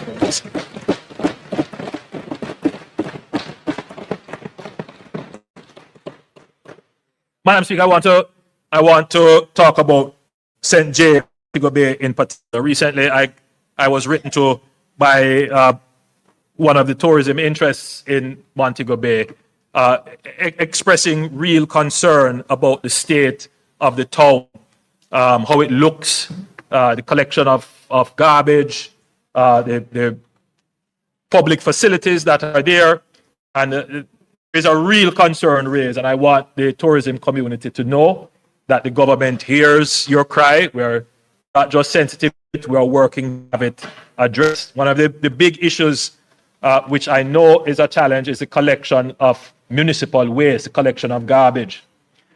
And I'm sure Minister Mackenzie will address this at some point, but you recall when we said we have over 500,000 truckloads of debris to move. We have made a dent on it, but it has been at the expense of the diversion of the limited stock of equipment that we have from the municipal operation into the debris management operations. I think very shortly we will have to bring the debris management to either a pause or an end so that we can refocus on the municipal issues. So I want to indicate to the people of St. James, yes, we hear you, and we are going to address this problem in short order.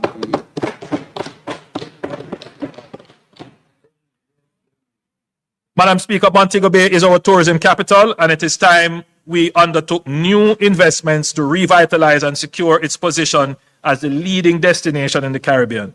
Hurricane Melissa inflicted severe damage across Montego Bay, particularly in the coastal communities of Catherine Hall and West Green and Freeport. The destruction was painful, but it has given us something valuable, a once-in-a-generation opportunity to reimagine this corridor in a way that is bolder and more resilient. But we must first protect this city, which is a key pillar of Jamaica's economy. Montego Bay has long been vulnerable to flooding. Its rivers, when overwhelmed, have repeatedly brought misery to communities.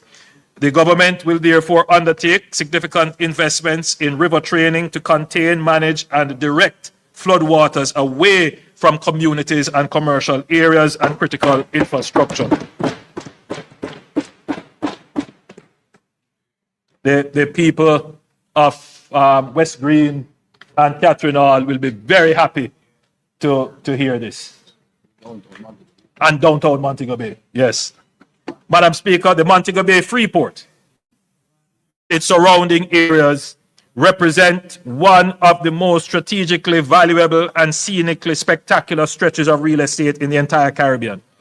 It is home to our mixed-use cargo and cruise ship port and the Montego Bay Free Zone, and is flanked by major hotels, premium residential developments, and a forthcoming 28-story mixed-use hotel and residential complex, a powerful signal of the confidence that investors already place in this corridor. At the same time, the soon-to-be completed Montego Bay Perimeter Road is fundamentally reshaping the economic geography of the wider region, opening new corridors and unlocking additional lands for investment that were previously out of reach. Our plan is to gradually relocate the BPO and light industrial activities in the free zone to new purpose-built facilities along the Montego Bay Perimeter Road, catalyzing vibrant economic activity along the emerging corridor while providing modern, world-class, purpose-designed spaces. The thinking and the beauty of this strategy is that this will free up prime waterfront lands on the Freeport Peninsula for their highest and best use. We envision a landmark mixed-use development, commercial, retail, and premium residential seamlessly woven into the urban fabric of the city. Absolutely. Comparable in ambition and elegance to the celebrated Brickell waterfront in Miami.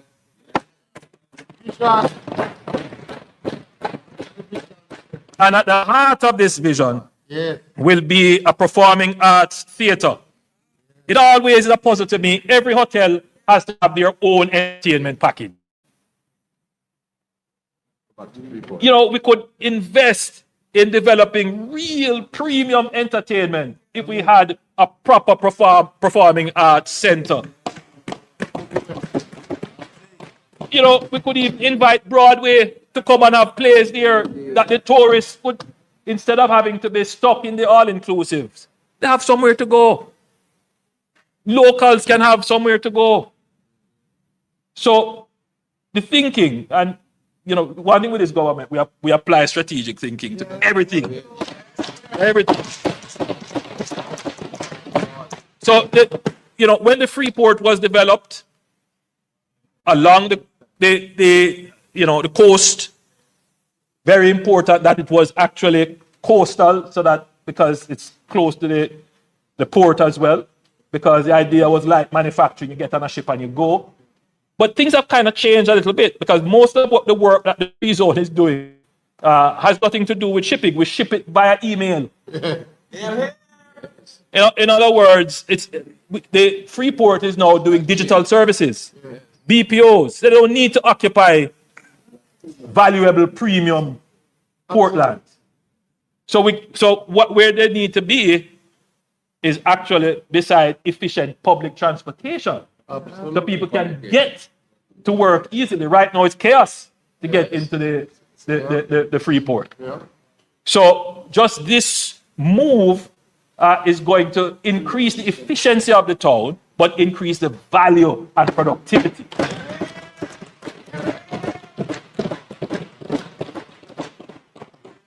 And redirect traffic from outside of the town. To allow Montego Bay to be able to breathe. Madam Speaker, the vision does not stop at Freeport. What we are proposing is the transformation of the entire coastal corridor, from the Freeport sweeping eastward to Harmony Park Beach, along the waterfront, and all the way to the iconic hip strip. This breathtaking stretch of Caribbean coastline will be unified into one seamless, world-class leisure, entertainment, and shopping corridor. The top road. Minister, what's the proper name of the top road? The Queen's Drive. Top road is like. The president of Montego Bay. Top road, as we all know it. Very, very few people know it as Queen's Drive. The top road will be dualized, and it's a very important point. The top road will be dualized to handle traffic efficiently, while the bottom road will be progressively pedestrianized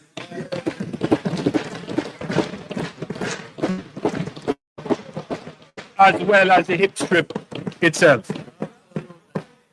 The result will be a walkable waterfront of rarity and vitality, connecting the cruise ship port to all the way to Harmony Beach Park and Doctor's Cave Beach, and every restaurant, bar, gallery, and shop along the hip strip. It's always a disappointment, you know.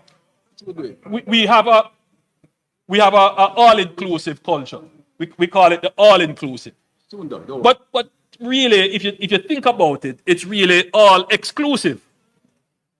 Right? If it were truly all inclusive, you You would come to your hotel and you would be able to walk outside, go on the trip, go to the market, sit down in a restaurant. You would be able to move around the city. And that's what we, when we talk about transforming tourism, that's what we really have to do. Right? We have to do that. So we're going to use the opportunity of Hurricane Melissa to just deal with these matters once and for all. Nara will deal with them once and for all. Madam Speaker, we're also examining ways to enhance the elegant corridor between Sangster International Airport and the Montego Bay Convention Center. You know, it's called the elegant corridor. I must tell you, it still has some elegance to it, but it needs a refresh. Yes, it needs a refresh. So we're going to be examining ways to do that. One of the big challenges with the elegant corridor, the Minister of Tourism will tell you, and I'm saying this for the hearing of those persons who operate hotels along the corridor, is the noise pollution. You see, Madam Speaker, when the North Coast Highway was being developed, that section was technically supposed to be a boulevard. Right? So, you know, in designing cities and towns, you know, streets lead on to boulevards. So streets empty traffic onto boulevards and boulevards carry them onto highways.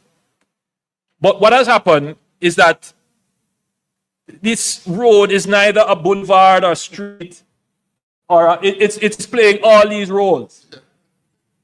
And it is carrying heavy traffic like a highway, but people have to exit to go into the hotels or go into the business places. Worst of all, and what really sometimes I'm very distressed when I see it, the hop, skip, and jump of workers trying to move across the road to get to the hotel.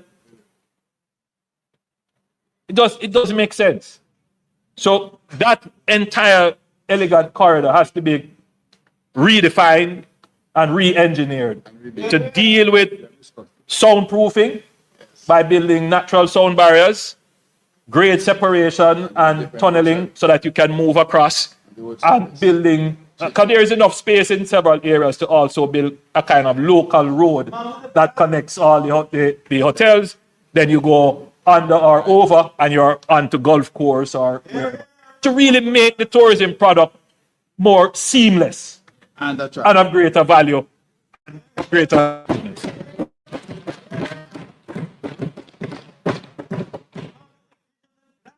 Yeah. Madam Speaker, Black River, Madam Speaker, like Black River, Falmouth is a case study in the existential vulnerability of low-lying coastal communities to the intensifying impacts of climate change. The flooding of the town, the failure of its drainage infrastructure, and the severing of its road connections during Hurricane Melissa were not random misfortunes. They were the predictable consequences of a town whose layout, institutions, and infrastructure were simply never designed for the climate realities we face today. We cannot simply rebuild what was there. We must fundamentally reorganize Falmouth. Yeah.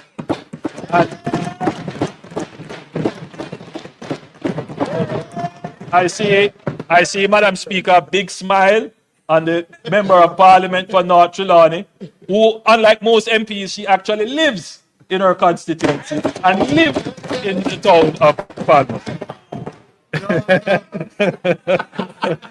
All right, member from Southwest St. Catherine. The drag line, who else lives in their constituency? Good. Good, Rose. Good. The drag line.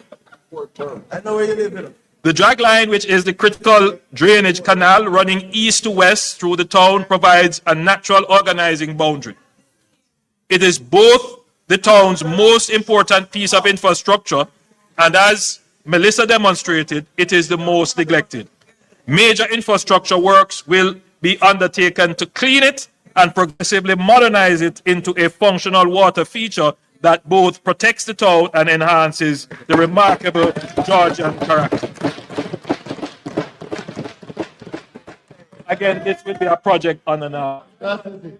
But more than that, the dragline will serve as a boundary between two distinct and complementary zones of reimagined Falmouth.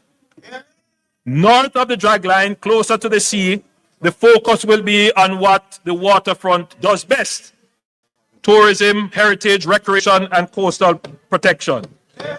The magnificent Georgian historic core, the Albert George Market, the Falmouth Courthouse, the Tharp House Complex, the churches, and the Baptist Manse will all be preserved as far as possible. The cruise port and the waterfront will be enhanced and activated as world-class visitor experience. South of the dragline, we will build a resilient civic backbone that Falmouth has never had. The hospital will be relocated inland. It's a very important point, members. Madam Member of Parliament, we will be relocating the Falmouth Hospital inland. We have identified somewhere. We'll make that known as soon as we have finalized the land. And this will be away from the flood zone with direct access to the North Coast Highway so that it remains fully operational precisely when it is needed most. Madam Speaker, during the pandemic, I flew to the hospital again. And I want to commend all the hospital workers, but I wanted to commend the Falmouth workers in particular as I visited them. Very difficult circumstances, but like everywhere else, they were there doing their service. A new urban center will be built to modern standards of climate resilience and will consolidate critical public services and give people of Trelawney the standard of public facilities they deserve. Further south, and I want Minister Grange to pay attention to this one. Further south, anchored by the Trelawney Multipurpose Stadium at Florence Hall, we will finally deliver on the promise this facility has always held. We will be developing the area into a world-class sports center for sports training, major events, and sports tourism.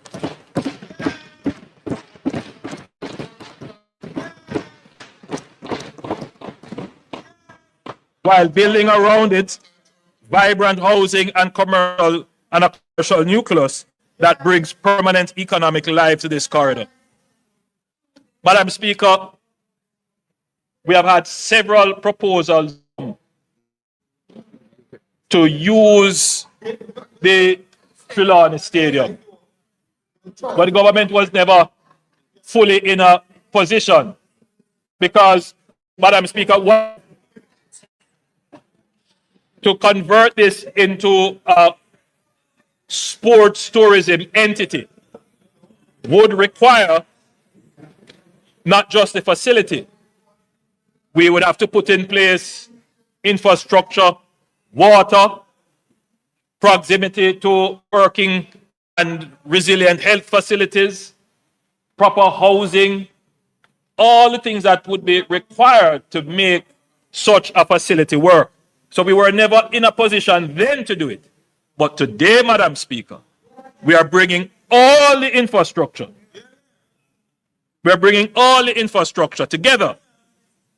So this can actually now become a center of economic activity in sports.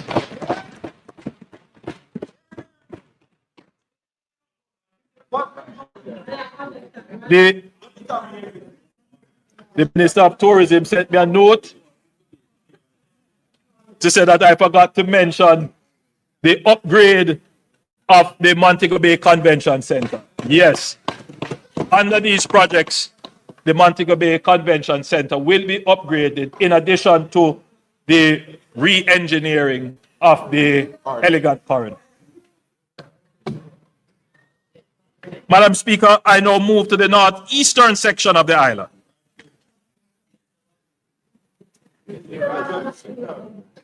Madam Speaker, the North Coast Corridor and the Draxall and Miami Bay stretch in particular has become one of the most rapidly developing commercial zones in Jamaica. New businesses, new housing developments, new hospitality enterprises, and new entrepreneurial energy have concentrated in this corridor with remarkable momentum. The government wants to support and deepen that energy, not for it to be strangled by the congestion, but for it to be able to properly carry the traffic load of the area. On major event weekends, traffic snarl from miles from St. Anne into neighboring Trelawney. The North Coast Highway capacity has been exceeded by the very growth it helped generate. And attempting to upgrade a heavily used roadway while traffic is still flowing through it, as we learned from the South Coast Highway Improvement Project, causes disruption and dislocation that simply cannot be absorbed by communities and businesses that depend on the corridor for their livelihoods. The solution is to build the alternative first. Detailed feasibility studies are being completed for the North-South Highway Extension Project.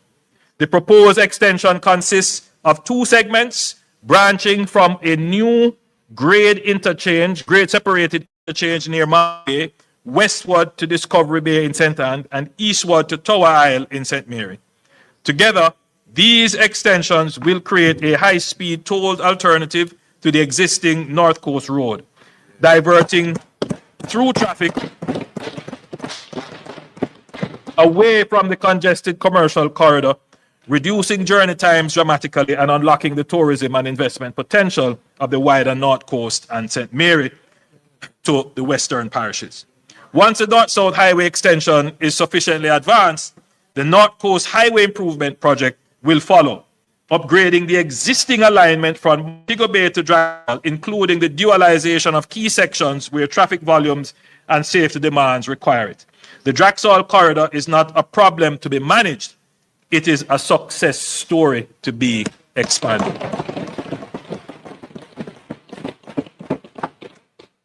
With this investment, we give it the infrastructure it deserves, and we unlock the next chapter of growth along Jamaica's most visited coastline. Madam Speaker, I now turn to the eastern end of the island, Port Antonio. Port Antonio is unlike anywhere else in Jamaica.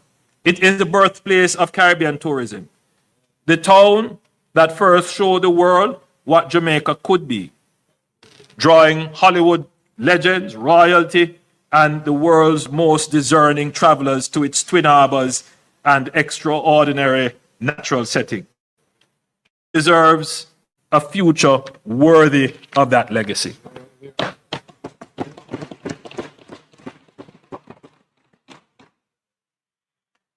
As I have reported to this Honorable House on previous occasions, the Port Authority of Jamaica, working with international consultants, town residents, elected officials, and government agencies, developed a master plan for Port Antonio built around a clear and compelling vision.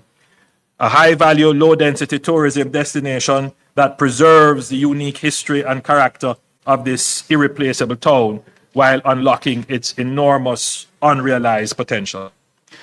We are now moving from planning to delivery, starting with the Port Antonio bypass. Madam Speaker, sometimes, I'm doing this now 11 times and going through all the projects and the plans. I can just imagine that the people listening might say, but you said this already, or here goes another plan. But the beautiful thing is that having seen these plans from conception to inception, it is just an amazing feeling. So I recall when we were doing the discussion about how are we going to develop this beautiful asset of Port Antonio.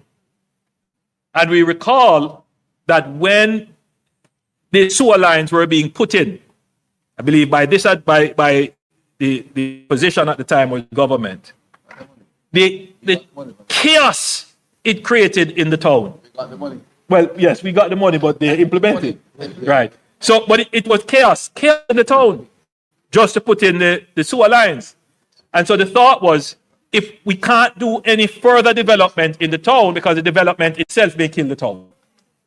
So what we have to do first is to do the bypass. We have to create an alternative so that traffic can flow whilst we do, because of the significant development. So we are done the project, and Madam Speaker, and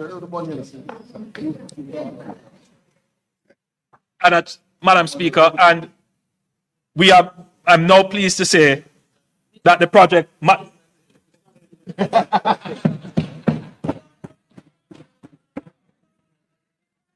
is man, woman is woman.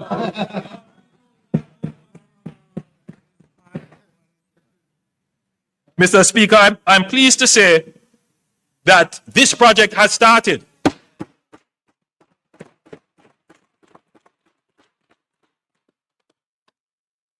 This is an $81 million project, and it is an essential precondition for everything else the master plan will seek to achieve. This 18-kilometer corridor will be delivered in 2 phases. The first spanning Norwich to Turtle Crawl Harbour, and then 7 kilometers of 4-lane roadway, new bridges and upgraded drainage, built inland and elevated to protect against storm surges and coastal erosion. By diverting through traffic away from the historic town centre, the bypass will give Port Antonio the space it needs to become the premium destination the master plan envisions. Beyond relieving congestion, the bypass will open new corridors for housing, commerce, and economic activity. And as I've said, works has already begun.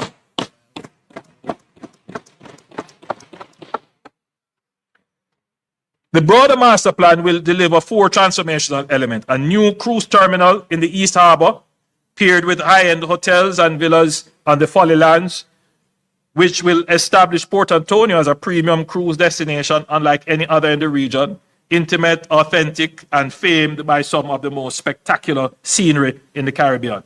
The cricket grounds will be enhanced into a modern multi-purpose sports and entertainment amphitheatre, activating this underutilized asset and bringing major events to Portland for the first time. A new pedestrian promenade along the shoreline will connect the east and west harbors, transforming the waterfront into a continuous walkable space for residents and visitors alike. And a new public park will give the people of Portland a world-class recreational amenity on their doorsteps. Madam Speaker, just to be clear, these pictures that you are seeing are not just, promotional rendering. Actual architectural design work has gone into this.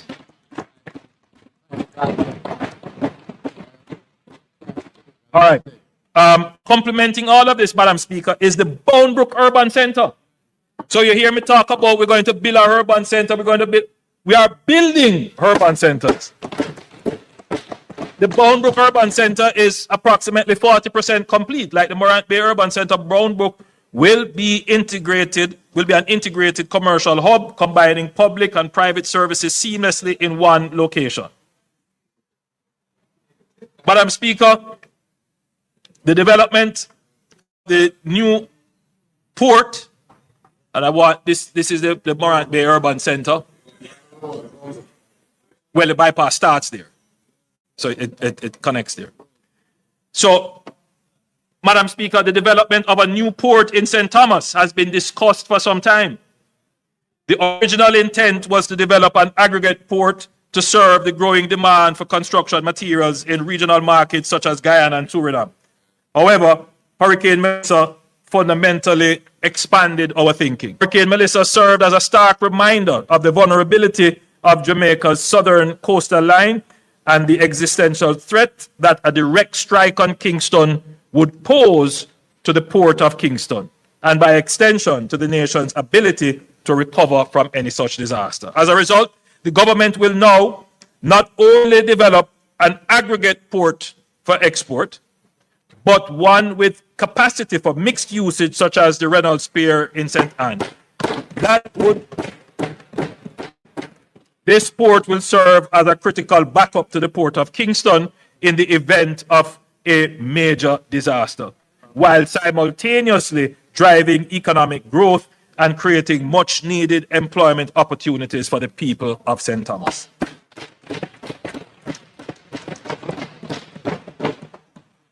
Subject to more detailed feasibility studies, the Port Authority has identified a site near Yala, St. Thomas, that benefits from adequate coastal depth and vessel berthing, proximity to established quarry operations, and road access via the newly completed highway.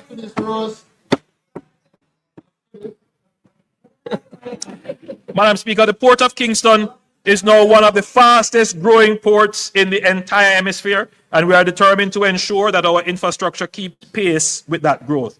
We are undertaking a series of transformational projects that together will create the largest concentration of near-port logistic lands anywhere in the Caribbean. The first of these is the $80 million Westland project, already underway, which will add 15 acres to the Kingston Freeport Terminal, increasing cargo storage capacity by more than 25%. The second involves the realignment of Marcus Garvey Drive to the northeast of Tinson-Pen and the incorporation of the Tinson-Pen lands into an expanded near-port corridor.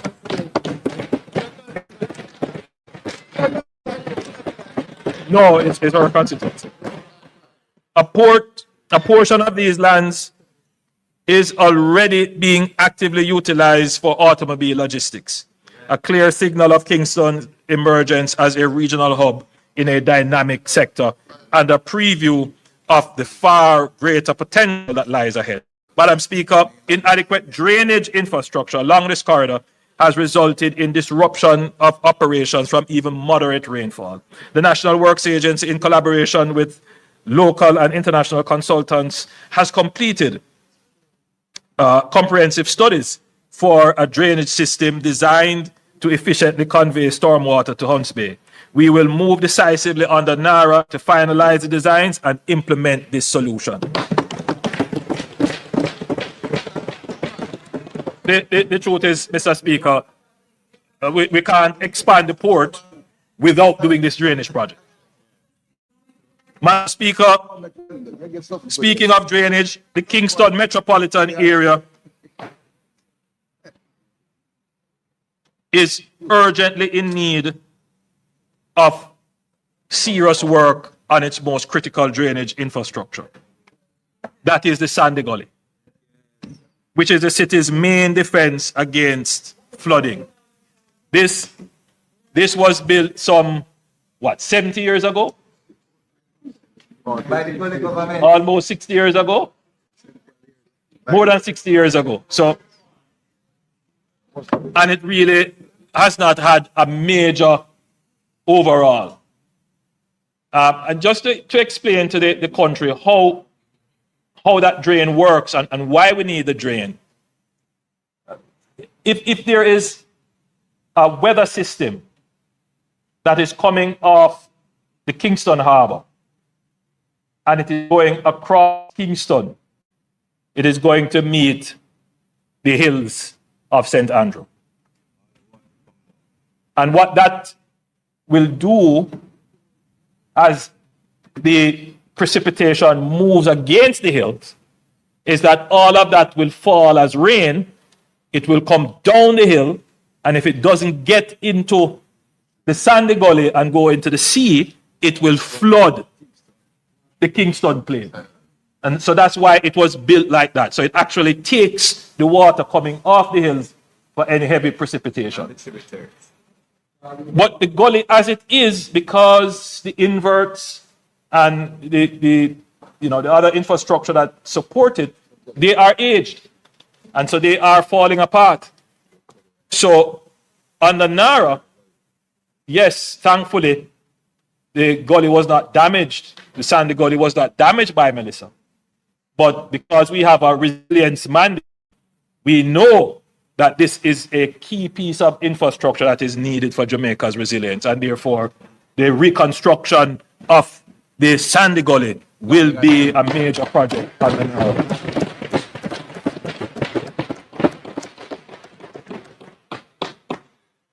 Anchoring the entire logistics ecosystem is the Caymanas Special Economic Zone, Jamaica's flagship logistics project. The Caymanas Special Economic Zone is designed to complete Jamaica's transition from a transshipment hub to a fully fledged logistics center for the region and beyond. The first phase will be developed over 4 years at a cost of $8 billion, covering 200 acres of the 700-acre property, generating hundreds of direct and indirect jobs during construction alone. Taken together, the Westland, Tinson Pen, and the Caymanas Special Economic Zone project, which has started. These three investments will assemble the largest block of near-port logistic lands in the region, placing Jamaica firmly on the pathway for fulfilling our national ambition of becoming the fourth global node in logistics alongside Singapore, Dubai, and Rotterdam.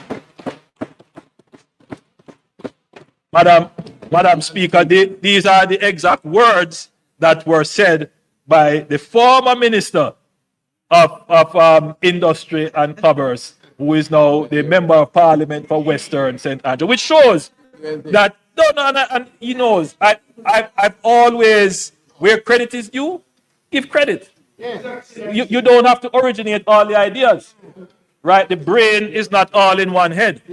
And how I see myself, yes, I like to think myself as a great thinker and conceptualizer, but I prefer to be thought of as the great builder, the one who does it.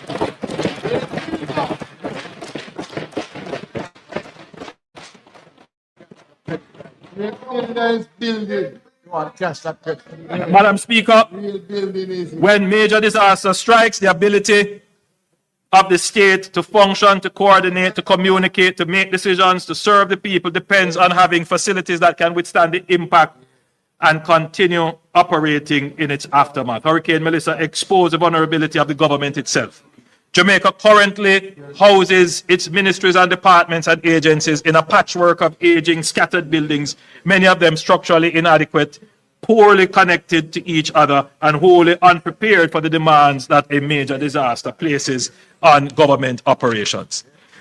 Madam Speaker, the government will advance the development of the government campus at National Hero Circle as a national priority.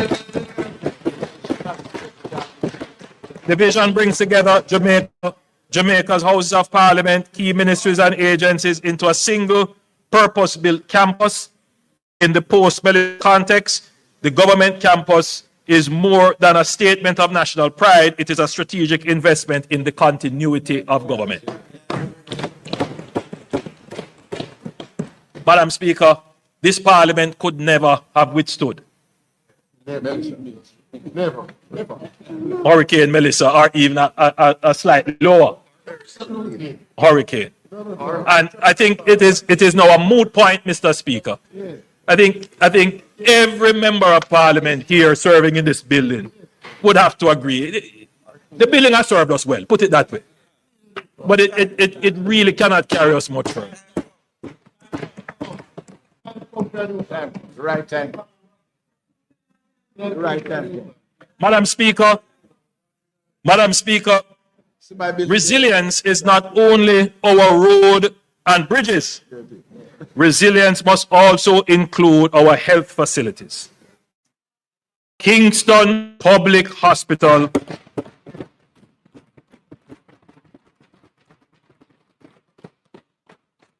as a historic and venerated as it is, has stood for over 300 years.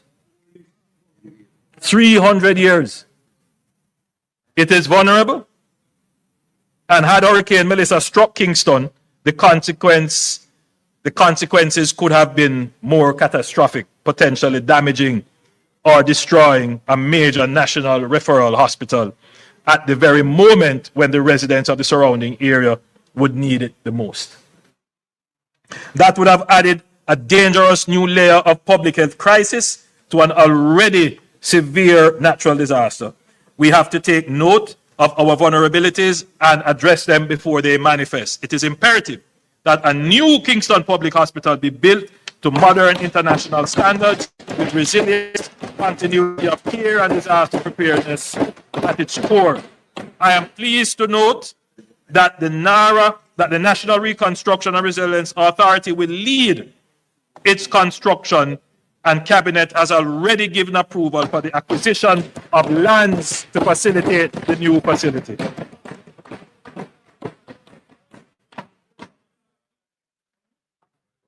Madam Speaker, both our major international airports sit adjacent to the sea, and we are vulnerable to storm surges and the long-term effects of sea level rise. When Melissa struck, the operational pressure on both facilities was immense. The question that we must answer honestly and urgently: what happens if one or both of our major international airports is rendered inoperable by a natural disaster? The answer cannot be that Jamaica has no answer. Burnham Field has been discussed as a development opportunity for decades. The vision of an aerotropolis, an airport city that would anchor Jamaica's ambition to become the world's fourth logistics hub has appeared in strategic documents. I've spoken about it numerous times. Cabinet decisions and development plans have been made since the 2000s.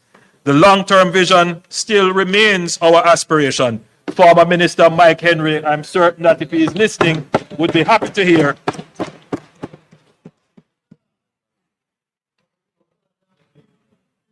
that the Burnham Field, and that's the airstrip you're looking at, which was built during the World War II era, that by and large the concrete is still intact.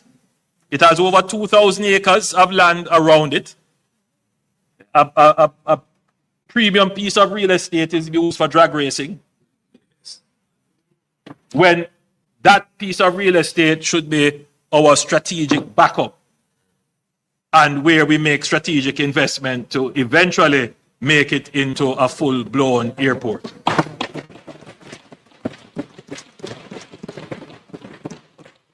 This is why we will advance the Burnham Field Light project, a focused phase rehabilitation of the existing airstrip to create an international airdrome capable of accommodating the largest commercial aircraft in operation. And this means that in the event of a hurricane, earthquake, or other disaster that renders Norman Manley or Sangster International Airport inoperable, or both, Jamaica will have an inland facility capable of receiving wide-body jets, humanitarian relief aircraft, cargo planes, and military transport.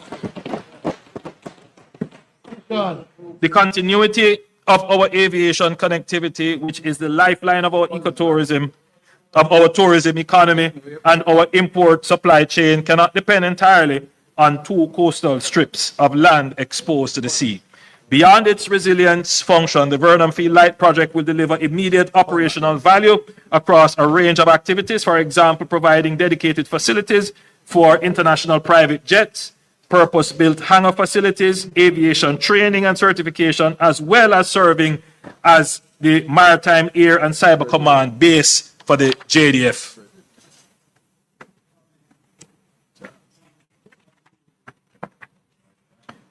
Madam Speaker, the slide now being displayed shows the National Highway Network, including all planned highway projects. What it illustrates is a vision that is within our grasp. A continuous, modern highway network encircling the entire island, connecting every parish, every port, every airport, and every major economic center into a single, seamless system. The objectives of this network are: one, to reduce travel times and transportation costs for businesses and families, to open new corridors for agriculture, industrial, and tourism development, and to strengthen resilience by ensuring that no community is ever again isolated because of a disaster, and of course, to create new lands for low-income housing.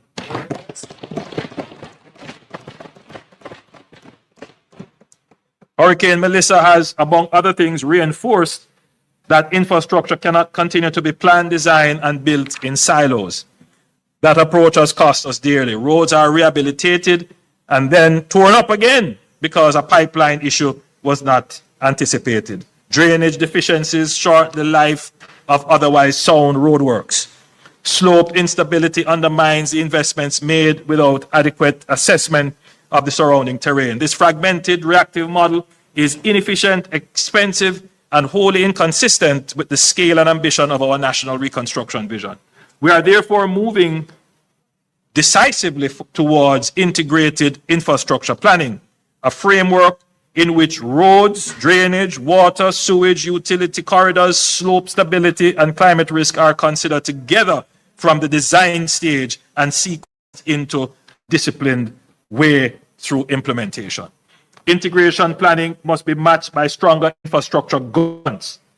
Part of what involves a long overdue, that is part of the work which involves a long overdue reform of how we classify and manage the national road network.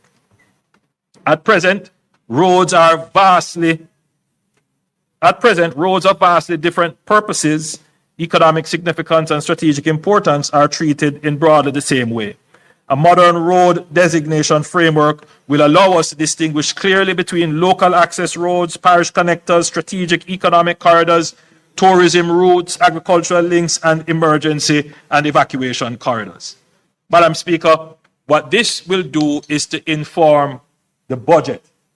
Right now, how are roads repaired?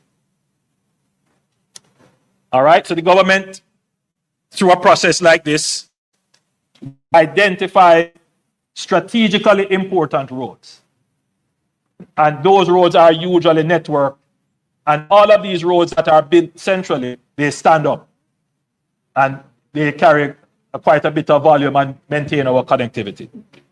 But a large part of the road repair and maintenance budget is politically driven. MPs feel, and I feel the same, that I must have influence over the road construction and repair budget. So in other words, road repairs are also influenced by political pressure. Now, maybe that's not a bad model, but what it does is it helps to fragment how the limited road repair budget is spent. What happens is that the road repair budget is broken down essentially by constituency and by the effective lobbying of members of parliament. Now, the truth is that that strategy may have served well. But what it creates is a great deal of fragmentation, because every year we spend billions of dollars. But if you look at the road network, you can't really say that you have developed a road network. And at some point, as a country, we have to say, look, we need to make impact with the money that we are spending. And so that is what the One Road Authority is being designed to do. I know there is concern that the One Road Authority is going to take away autonomy from parish councils. No leader of the opposition, that's not what it is being designed to do. So one of the things that we're doing is to do a proper accounting for the roads, so we know how many roads we actually have, how many miles of roads. Then we go through a process of a proper categorization of roads. Then we look at the roads in terms of their strategic value. Are they connecting roads? Do they carry critical manufacturing? Are they critical for evacuation? All kinds. So we look at these things, and then we develop a proper maintenance plan. The first phase of that proper maintenance plan is the Spark program. Already, the Spark program is supposed to do over 600 roads. You've gone about 120 roads have been done across the island. I am sure that almost all MPs who were here from the last term can say that there is a road being done in their constituency, a road or two. But aside from developing a kind of structured budget for the maintenance of roads, Madam Speaker, we must develop standards for how the roads are maintained. And there must be an entity that holds road users to account when they destroy the roads. Madam Speaker, it is a great pain to me to drive on some of our very important urban roads, arterial roads, and you see the wanton spillage of concrete. And it's as if they do it with impunity. Well, I am putting all of those persons who are spilling concrete on our roads on notice. When the NARA is established, you will be prosecuted. The One Road Authority. Forget, you're listening. The One Road Authority. Because that entity will also have the power to prosecute. And something too. Charge them. Madam Speaker, I want to turn very quickly to housing. This year, the National Housing Trust marks its 50th anniversary. The NHT has stood as one of the most enduring and consequential institutions in Jamaica's development architecture, a testament to the vision of former Prime Minister Michael Mann. Hail the man.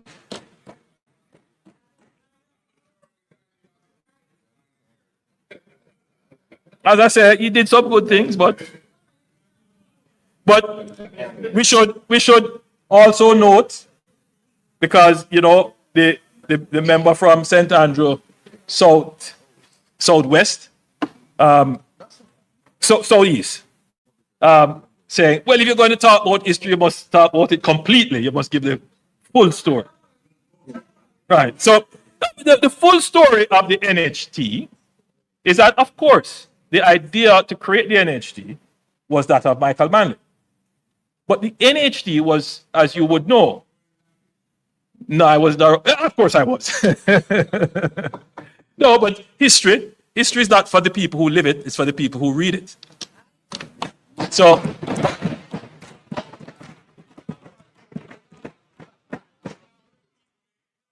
no, you read it. You have to read history. You have to read history, because you know the truth is, leader of the opposition, you know, there are people who live the experience, right? But when they actually read it, they say, but it's different, because when you have to sit down and put everything into context and bring things into consideration that the person experiencing it would not be able to interpret, you get a fuller experience when you're reading the analytic of the event. But Madam Speaker, the point is that the NHT was formed out of the NIS. Yes. Yes. In other words, the fund that we created, the National Insurance Fund, which when we created, the PMP objected to it, turned it around, called it sin, never wanted it to be done. So now what happened is that, of course, the initial establishment of its structure and the funding came from the NIS.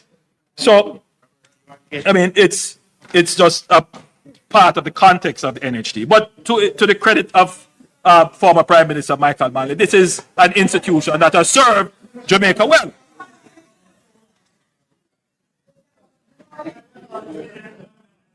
Madam Speaker, when Hurricane Melissa struck, the NHT did not wait. It moved quickly, decisively, and with compassion that the scale of the crisis demanded. Approximately 30,000 mortgages across 7 of the hardest hit parishes received an automatic 6-month mortgage moratorium, providing immediate relief for mortgagors whose homes remain uninhabitable. That moratorium has been extended. That moratorium the NHT has extended it until the beneficiary is able to restore their home.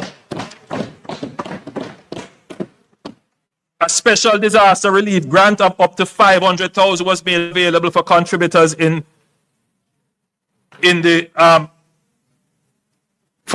for contributors who demonstrated a need, prioritizing those unable to take on additional borrowing, including pensioners and other vulnerable groups. Over 5,500 applications have been received under the grant facility alone, with nearly 1,800 already processed and close to $1 billion disbursed.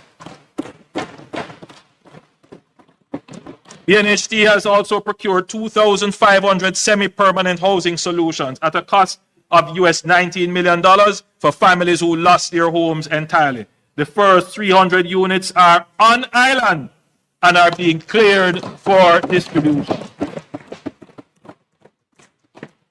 So finally, we will have some of these modular housing solutions, semi-permanent housing solutions. The NHT also introduced a hurricane relief loan of up to $3.5 million at concessional 2% interest rate to support essential repairs, disaster resilience upgrading, including reinforced roofing and hurricane shelter and supplementation of insurance claims. Madam Speaker, the leader of the opposition said he hasn't seen any program insisting that restoration must be done to code and standard. I can assure you, Madam Speaker, that this program under the NHT, that the persons who are restoring their homes must do so according to the relevant local building codes. I'm pleased to announce the program will be extended through to March 2027, ensuring that families across the island can access concessional financing to rebuild, not just the standard that existed before, but to an even higher standard of resilience. So this loan program will be extended to next year, March. Madam Speaker, let me give the House and Jamaica a clear picture of where the NHT housing delivery stands. As at the 31st of January 2026, the NHT is actively managing a housing train line of over 41,000 solutions at various stages of development across the island.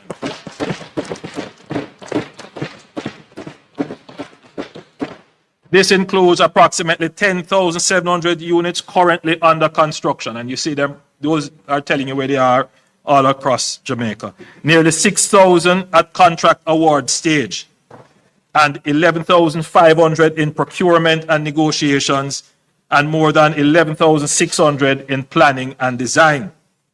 Two major new developments have commenced at the Longville Meadows in Clarendon and Friendship Phase 2 in St. Elizabeth, together totaling 2,800 solutions.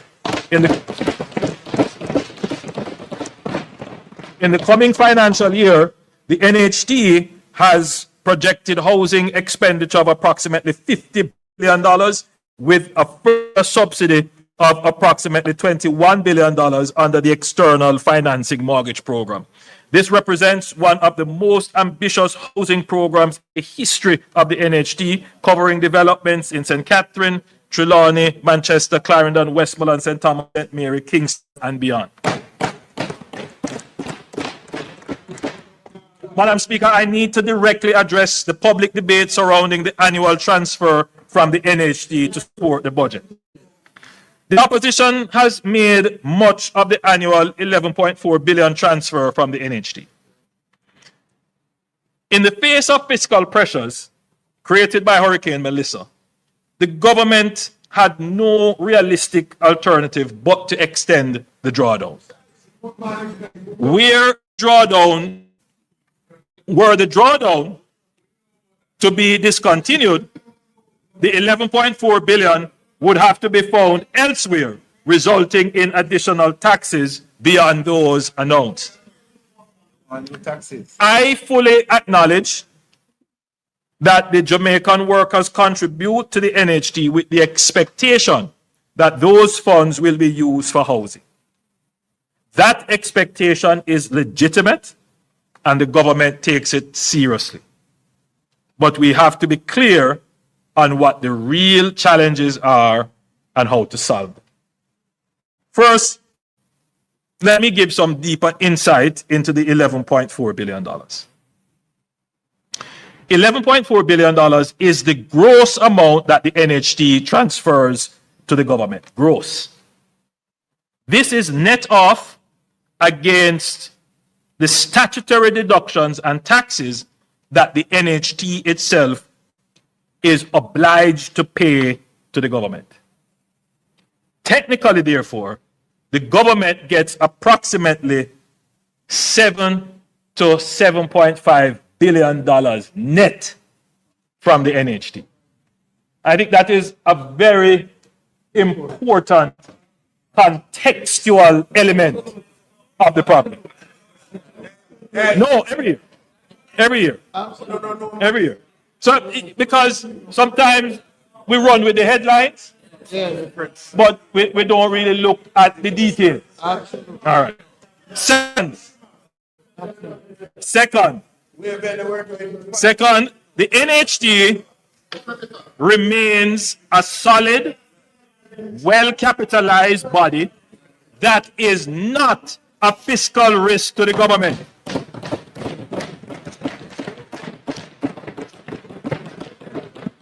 The NHT has not in any way been impaired in its ability to satisfy demand for mortgage loans, even at 0% interest rates. To further improve the cash flow under the external financing mortgage program, NHT contributors can access their NHT mortgage through approved partner institutions instead of going through the NHT itself. The NHT's portion of the loan attracts its usual NHT interest rate, even though the loan is processed externally. Furthermore, there has been no issue, very important point, Madam Speaker, there has been no issue of misuse or mismanagement of any NHT fund under my administration, like the Outameni scandal under the PNP.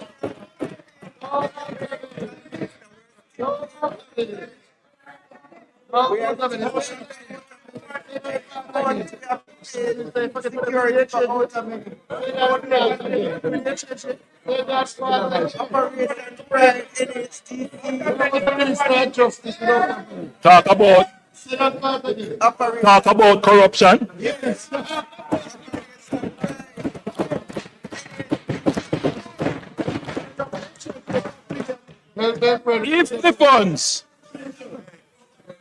If the funds remained with the NHT, they would largely have been invested in government securities and sat on the balance sheet as lending capacity, waiting for projects that too often do not materialize.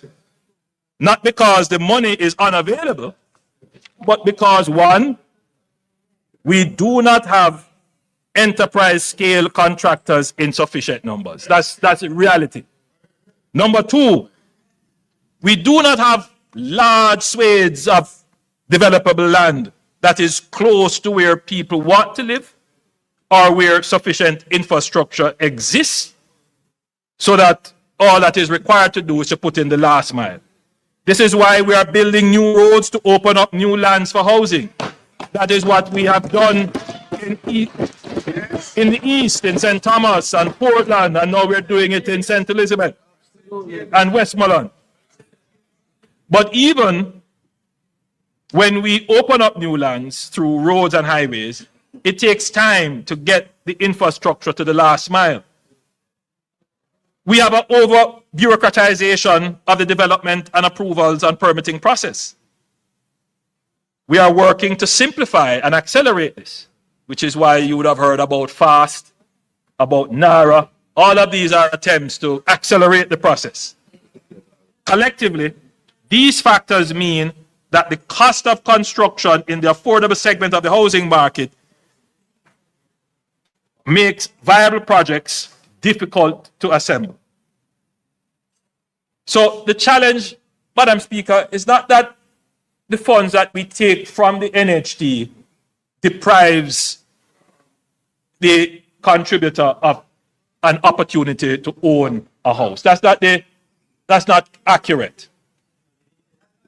The challenge is because even though we have taken the funds, in this administration, we have done more than any other. Yeah. To increase the size of the funds that contributors can access from the NHT. We have increased the number of persons who can co-make or co-join.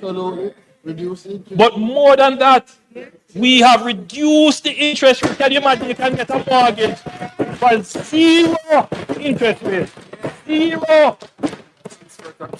Absolutely. Right? So in other words, what we have done, very high, 60% of the mortgages are 0%. No, 60% of the yes. So if you earn a certain level, you get a 0% interest rate. And 60% of mortgages pay actually 0% interest rate. So there's this notion that somehow the funds deprive. So the NHT, as I've said, offers 0% interest rates to low-income earners. Yes. Yes. But demand for mortgages is still limited because of the availability of homes in the price segment that the contributors would be able to afford. Now, this is an important point to note. Further subsidizing demand only ends up increasing prices. As we have increased the contributors' access to financing, what we see happening is an increase in the price of the house. In fact, every time we increase, the price of the house moves with the increases that we give in terms of the funds that they can access. And that tells you more than anything that there is a supply side problem. Yeah. That is really the issue. How do we expand the supply of houses? And we outline the structural issues that exist, which are not all NHT problems. So further subsidizing demand only ends up increasing prices. We have seen this clearly every time we have increased the NHT loan limit. Prices rise to absorb the additional lending capacity because supply does not keep pace. Jamaica's housing crisis is not a financing crisis. It is a supply crisis. And no amount of money sitting on the NHT's balance sheet will build a single new home without the land, the infrastructure, the approvals, the construction capacity to put it to work. What we need urgently and at scale is a ramping up of housing supply. And when we speak of supply at the scale Jamaica requires, we must think boldly. And that is why this administration developed the Greater Bernard Lodge Development Program as a demonstration of what becomes possible when government planners and the private sector are in common vision around serious commitment and execution. I urge members who have not yet seen what is happening in Bernard Lodge to go and take a look at Bernard Lodge and see the housing that is going there. The major large-scale master plan development will be the infill development. And this NHT is tasked to lead the master planning of this development. Madam Speaker, I want to talk about some new measures to increase accessibility and affordability. While we work to increase housing supply, we are always working to ensure that homes we build are accessible to Jamaicans who need them the most. I'm pleased to announce that effective July 1, 2026, teachers, nurses, firefighters, and members of our security forces and defense forces will benefit from a specially reduced mortgage interest rate based on their length of service. For those with 5 to 10 years of service, the applicable interest rate will be reduced by 1%, and for those with service of 10 years or more, the rate will be reduced by 2%. For young Jamaicans under 35, the NHD will reserve a minimum of 20% of scheme units, doubling from the previous allocation of 10%, and will provide an advance $2 million to assist with deposit requirements for open market purchases. That's excellent. Also effective, July 1, the home improvement loan waiting period will be reduced from 7 to 5 years, giving existing homeowners faster access to funds for maintenance, security, green energy upgrades, and expansion. All of these were commitments made in our 2025 manifesto.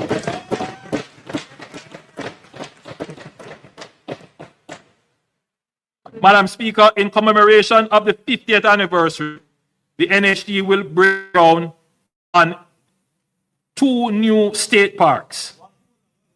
I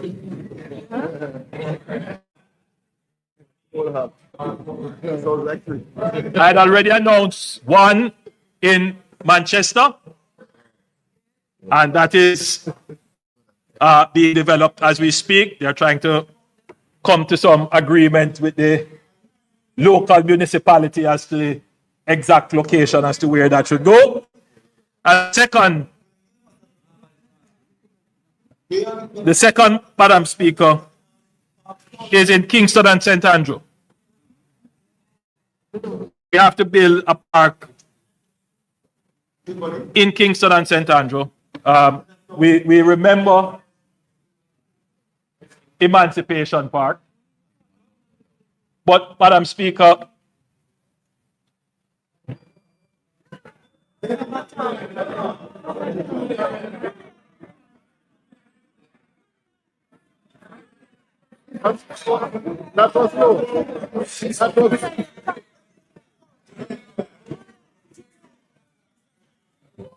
That was low. That was low. That's the low. I'm becoming a captain. That was I'm becoming a captain. Madam Speaker, we have started discussions. Madam Speaker, we have started discussions with His Excellency the Governor General, developing a park on sections of the King's House land. Park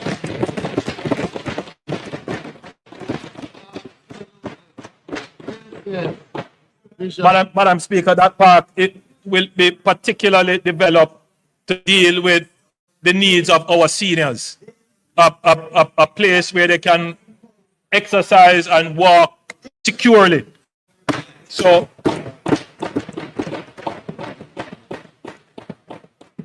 the NHTA again will have that responsibility. Madam Speaker, any serious conversation about land use, productivity, and housing must confront one of Jamaica's most visible failure in land utilization, our blighted urban spaces. Across parts of downtown Kingston, Spanish Town, and Montego Bay, vacant lots and derelict buildings occupy land that should be among the most economically productive. These sites sit close to infrastructure, jobs, and services. The potential is to unlock them. And what we will be doing, Madam Speaker, is to give the framework for unlocking these lands. Since 1995, the Urban Renewal Tax Relief Act has attempted to incentivize investments in such areas, but the results have been limited. Just 56 projects approved in 3 decades. Last year, I indicated that we would overhaul this framework to make it fully fit for purpose, and that work, led by the UDC, with key stakeholders, now well advanced. The new framework will strengthen the core incentive by allowing developers to apply the existing tax credit against up to 100% of income tax liability rather than the current 50%. Madam Speaker, this is a major change.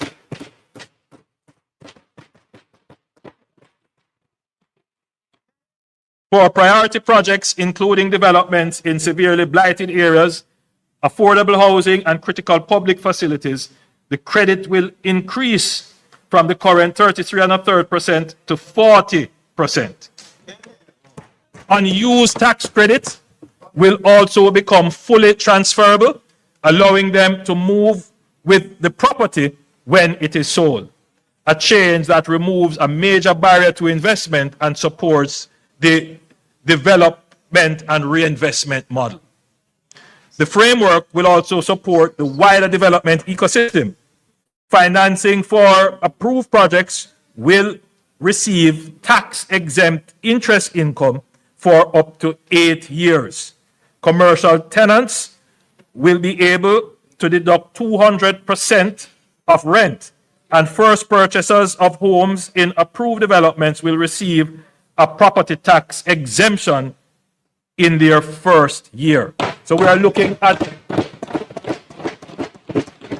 a whole suite of incentives to attract investment into urban blighted communities. To address one of the most persistent obstacles, slow approvals, all permits, development approvals, and tax authorizations will be processed through a single digital portal managed by the UDC, dramatically reducing the processing time.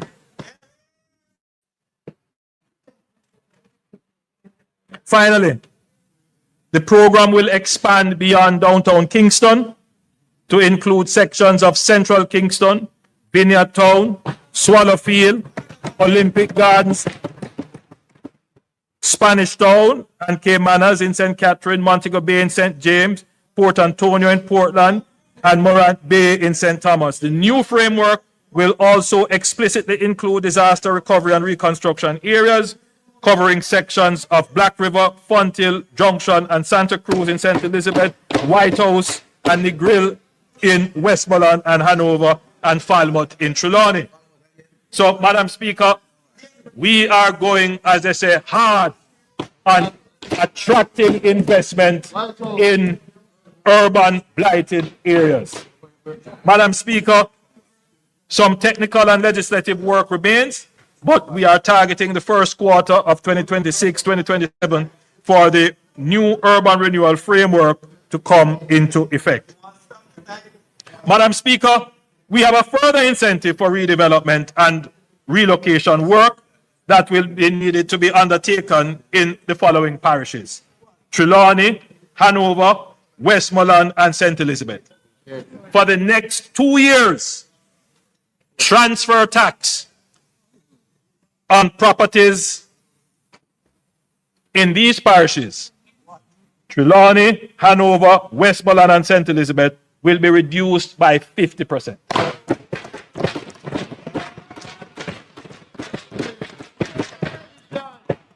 The purpose of this is that in these parishes, this is where we will have the most need for relocation, which we will need to be able to sell property and dispose of property. Many persons want to come out of certain areas. And if we can incentivize this process, it would be in the interest of the restoration and recovery. And therefore, we have taken that decision to give a special transfer tax break in these areas. Madam Speaker, a vision of this scale demands not only clarity of ambition, but clarity of financing. And let me be direct about how Jamaica intends to pay for what I have described. We will not finance this resurgence through undisciplined borrowing that mortgages the future to pay for the present. Every element of the reconstruction and development program will be financed through a deliberately structured, multi-layered architecture that protects Jamaica's fiscal stability while mobilizing the full range of available resources. The financing rests on 4 distinct pillars: concessional sovereign lending, the core of the US $6.7 billion package secured from our multilateral partners is patient, affordable capital deployed for investment. It will finance the infrastructure backbone of reconstruction where private investment is not possible. So we will invest where public good is established. Private sector mobilization and PPPs.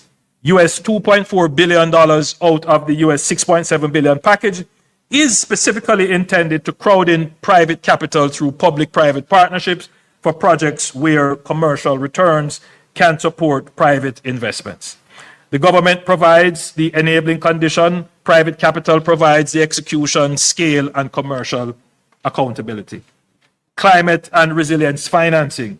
We will access dedicated climate financing mechanisms, including the Loss and Damage Fund under the UNFCCC, the Green Climate Fund, and other adaptation instruments to fund coastal protection, resilient infrastructure, and community relocation.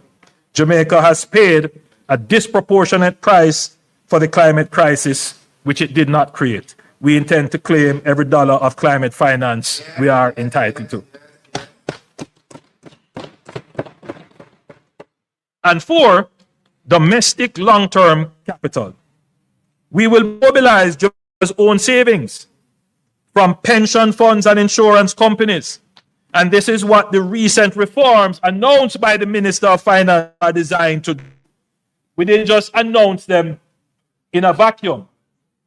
The recent changes in how pension funds and other long-term investment instruments can access and deploy their capital. We are not just hopeful, we are incentivizing them to deploy those capital resources into the projects that are going to be managed and executed under NARA and facilitated through the FAST program. So we have thought out an entire ecosystem of measures. Together, these pillars form a financing architecture that is prudent, diversified, and equal to the task before us. Madam Speaker, there are some critical enablers for this to be done. And I think, Madam Speaker, you will agree and permit me if I have a sip of water.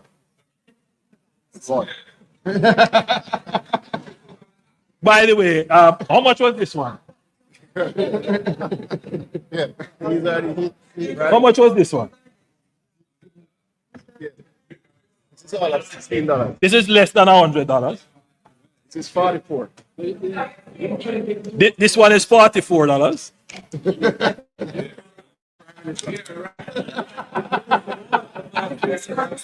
Very nice, very nice. But I have another present for you.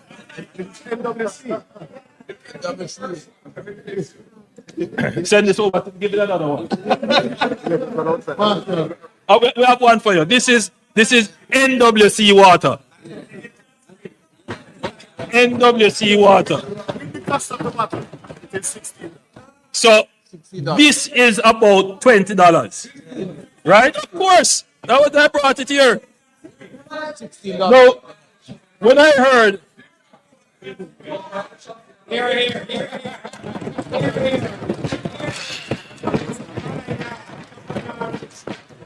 So when I heard it's in your pipe. when I heard the protestations of the leader of the opposition that water costs more than gas. I mean, so yes. If you bought Avion or some other, but that's not the question. The question is, why would the leader of the opposition go and buy water that costs more than gas when there are other options that are more economical?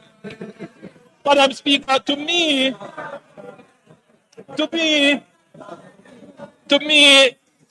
it tells me that I wouldn't trust him with managing my economy.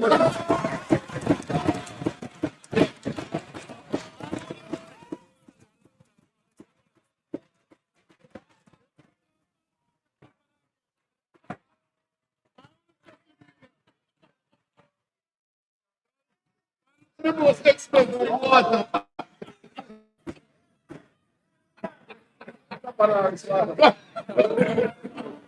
Madam Speaker, what I have described is a resurgent Jamaica, a new Jamaica. But all of this depends on a set of critical enabling conditions that must be in place and must be sustained. There are non-negotiable preconditions for the resurgent Jamaica I have described today to move from vision to reality. Enabler number one, maintaining debt sustainability and macroeconomic stability. You cannot buy water more expensive than gas. Madam Speaker, the first critical enabler is our ability to manage Jamaica's financing with the same discipline and intelligence that we have exhibited over the last decade. Within weeks of Melissa's landfall, the World Bank's rapid assessment estimated physical damage of $8.8 billion. When the full damage and loss assessment led by the Planning Institute of Jamaica was completed in March, capturing not just physical destruction, but direct and indirect economic losses, the figure emerged a huge, staggering $12.2 billion. That is 56.7% of Jamaica's GDP in 2024. Let us put that in full perspective. This is more than 4 times the losses from Hurricane Gilbert, which held for decades the grim distinction of being the most costly hurricane in our history. It is also larger than the FinSAC bailout, which cost the country 42% of GDP. The difference, of course, is that FinSAC was not an external shock, it was a PNP-created shock. It was a purely domestic homegrown crisis caused by poor policy choices of the PNP administration of the 1990s. It took us 30 years to get back the to GDP down to the same level as it was at FinSAC. 30 years. 30 years. And this is the administration that brought it down. 30 years. Madam Speaker, it is clear that by any measure, we are now dealing with an economic rupture of a scale this country has never confronted. The fiscal consequences strike from both directions at once. Tax revenues falling as economic activity contracts, while the demands on public expenditure surge for relief, for recovery, for restoration of public infrastructure. The central question is, how do we finance the deficit? The opposition has made some suggestions. The first is the introduction of electronic invoicing. This is something that has already been contemplated, but to get it to implementation, you have to first of all build out the digital infrastructure. Madam Speaker, it is a good recommendation. We're not naysaying it. That we were already contemplating it is neither here nor there. What I'm happy about is that it is the opposition that has brought it up. Because one of the reasons why we are very cautious in advancing it is that we know that once you put this out, even though you will hear people up front say, oh, this is a good move, you know that there are going to be issues raised about data security and privacy, issues to do with the digital infrastructure to carry it, because it is a very extensive system. So before you can even move such a system, you have to put in place something called public key infrastructure. You have to have the, they talk about today's world, you require data centers.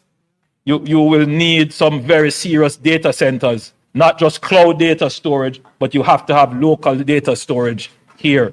So there is a lot of work already being done to put us in a position to layer on this whole business of electronic invoicing. I'm therefore happy that we can say that there is consensus across the aisle that this is something that we must do. The Data Protection Act is already in place. All the work that we have done through NIDS and creating the ICT Authority, all of those come together to form what is necessary to build the system for electronic invoicing.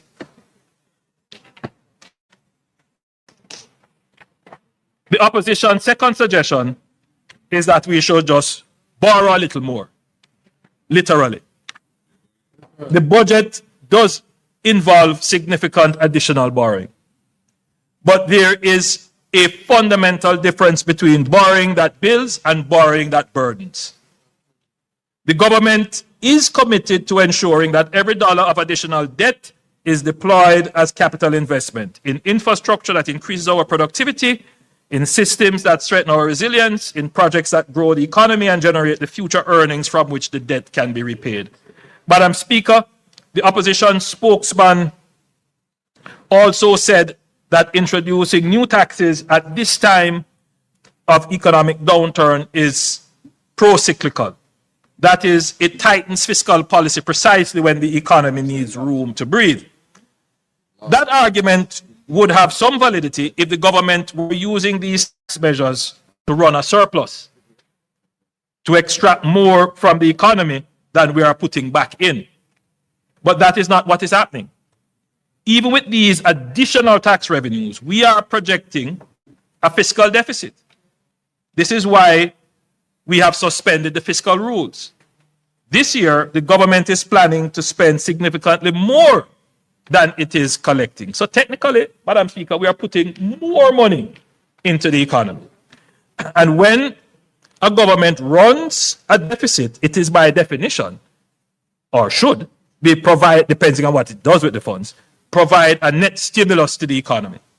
It is injecting more into the circular flow of economic activity than it is withdrawing. That is not a pro-cyclical policy, it is counter-cyclical. Madam Speaker, I ask this House to pause and consider a sobering question. Where would Jamaica be today if we had listened to those who, during COVID, urged us to deplete our reserves, abandon our fiscal anchors, and spend without restraint? Where would we be standing now? Not only in the aftermath of the largest disaster in our nation's history, but also facing a fresh wave of global uncertainty driven by rising energy prices, supply chain disruption, and the conflict in the Middle East. Just imagine if we had arrived at this moment with empty buffers, exhausted credibility, and a debt burden already spiraling out of control.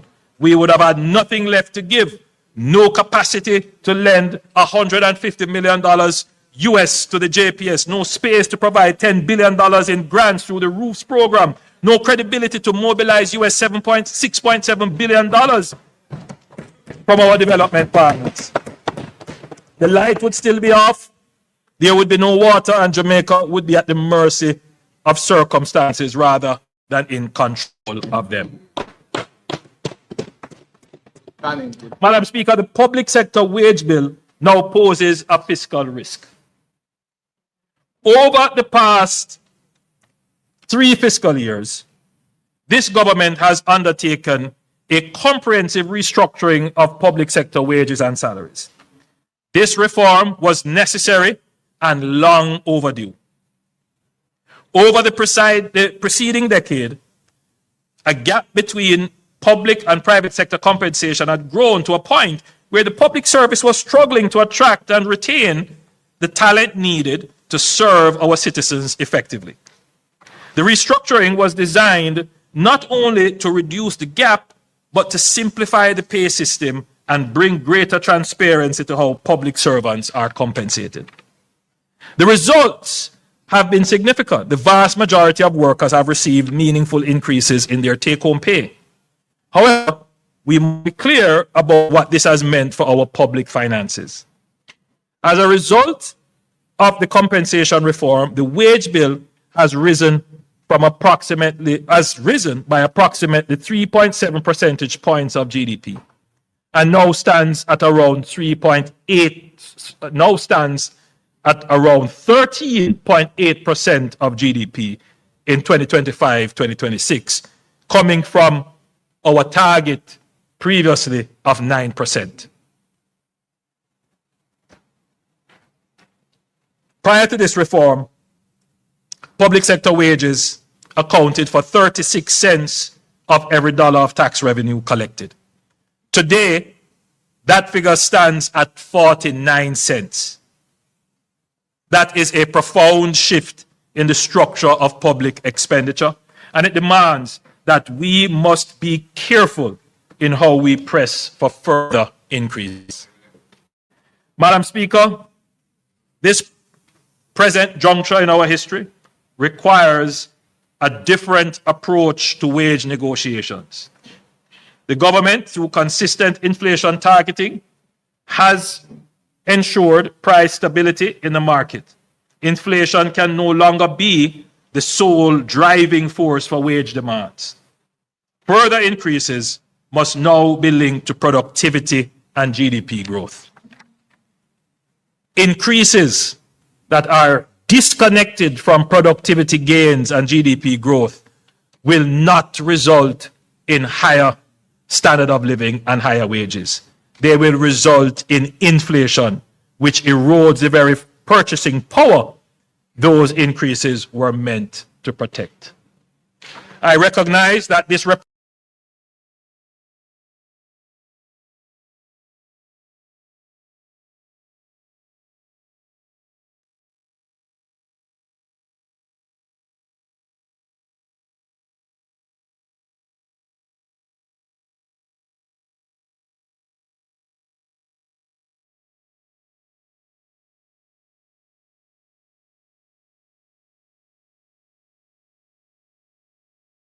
settlements. Madam Speaker, macroeconomic stability has anchored us through every storm, and the government will keep Jamaica firmly anchored. Madam Speaker, the other critical enabling factor is managing crime and violence. The number of murders recorded in Jamaica declined from 1,147 in 2024 to 673 in 2025, 43% reduction in a single year. The first time in 31 years that Jamaica's murder toll has fallen below 700. And the momentum has not stopped. Between January 1 and March 14, murders have declined by a further 29.4% compared to the same period last year.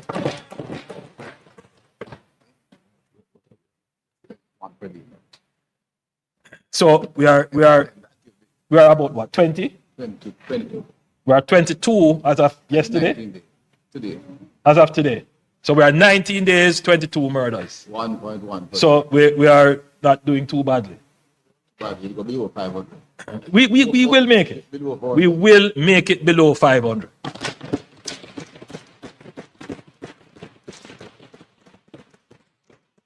This is clear evidence that sustained intelligence-led security operations and deliberate legislative and institutional strengthening are transforming our national security landscape. This progress has been facilitated by strategic use of emergency measures to give our security forces the time and space to develop their capabilities and at the same time attenuate growing problems.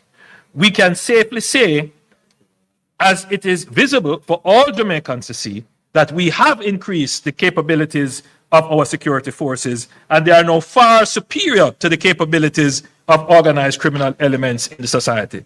The state must have the best intelligence, the best communication, the best transportation, and the best tactical equipment and weapons to eliminate and deter criminal threats. But we have also been ensuring that the state forces use these capabilities according to the law with respect for human rights, compassion for victims, and protection of the vulnerable. Critical component of this performance has been an all-out assault on gangs spearheaded by the Joint Anti-Gang Task Force. Gangs are the engine of Jamaica's violent crime. They control territory, they traffic narcotics, they extort communities, and they kill. Dismantling them is not a policing challenge, It is a national security imperative. Madam Speaker, in the coming financial year, the JDF will move forward with the establishment of Camp Warwicker, a forward operating base on approximately 100 acres of land at an estimated cost of $5 billion. The forward operating base will enhance the JDF territorial dominance of the Ligoni Plains through enhanced strategic communications and situational awareness. But it is also a resilience building measure, Madam Speaker, because as Newcastle becomes an aged camp, we have to find other strategic locations where we can house our defense force. And so Camp Warwicker is going to be yes, above you there, yes. So Camp Warwicker is going to become the new base and location for the JDF.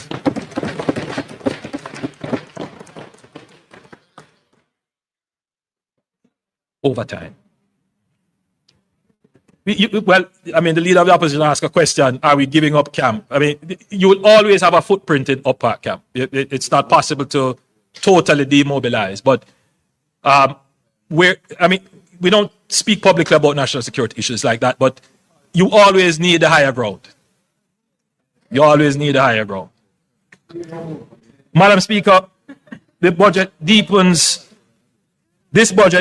Jamaica's strategic transition from reactive crisis management to persistent readiness, from crime suppression to sustained reduction, from fragmented border oversight to coherent domain awareness.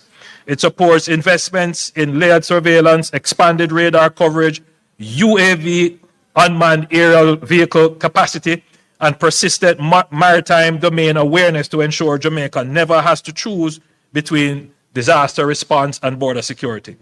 Madam Speaker, gang-driven violence is only one dimension of the challenge. There is also the social violence that pervades daily life, domestic violence, child abuse, violence in schools and institutions.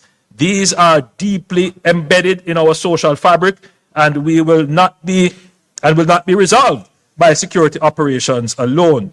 It is precisely this broader understanding that led this government to rename the Ministry of National Security as the Ministry of National Security and Peace, a deliberate signal that our mandate extends beyond crime suppression to active, sustained cultivation of peace in communities.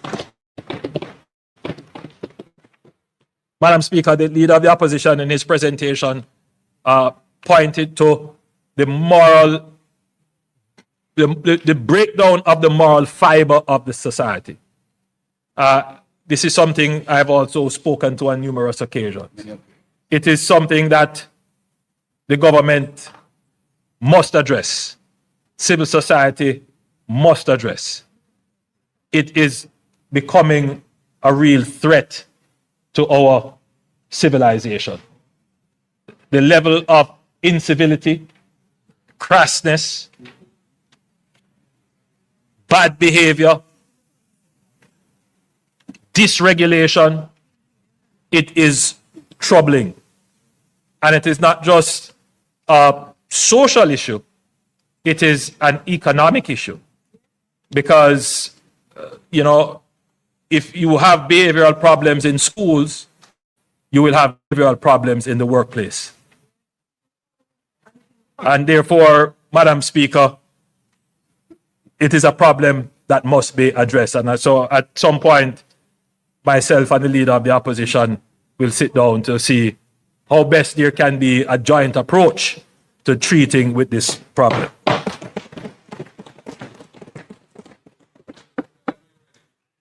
Madam Speaker, for decades, Jamaicans have worked hard. Our people are resilient, entrepreneurial, and industrious. Yet too often, the rewards of that hard work have not been translated into rising incomes at the pace of citizens' expectations. The reason is not effort, not that people aren't working hard. Yes, people are working hard. The reason is that people are not working productively. There's a big difference.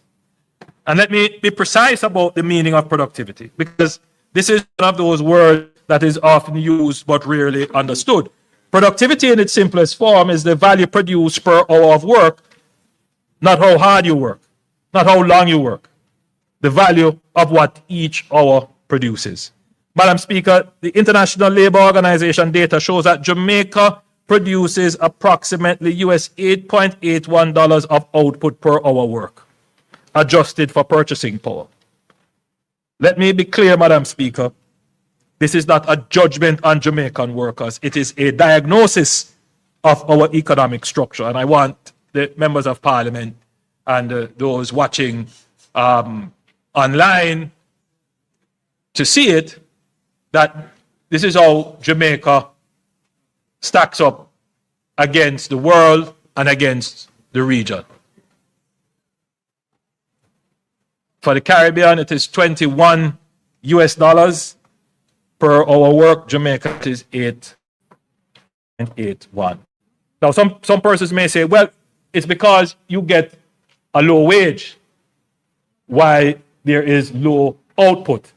The two things aren't always correlated, but there is an agreement that you have to increase wages to induce an incentive to work hard. So there is some merit to the argument that, our wages are too low.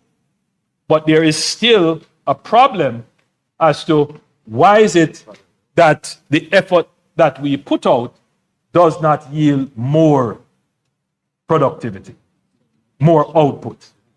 And a large part of it, I don't want to divert from my script too much, but some of it is social.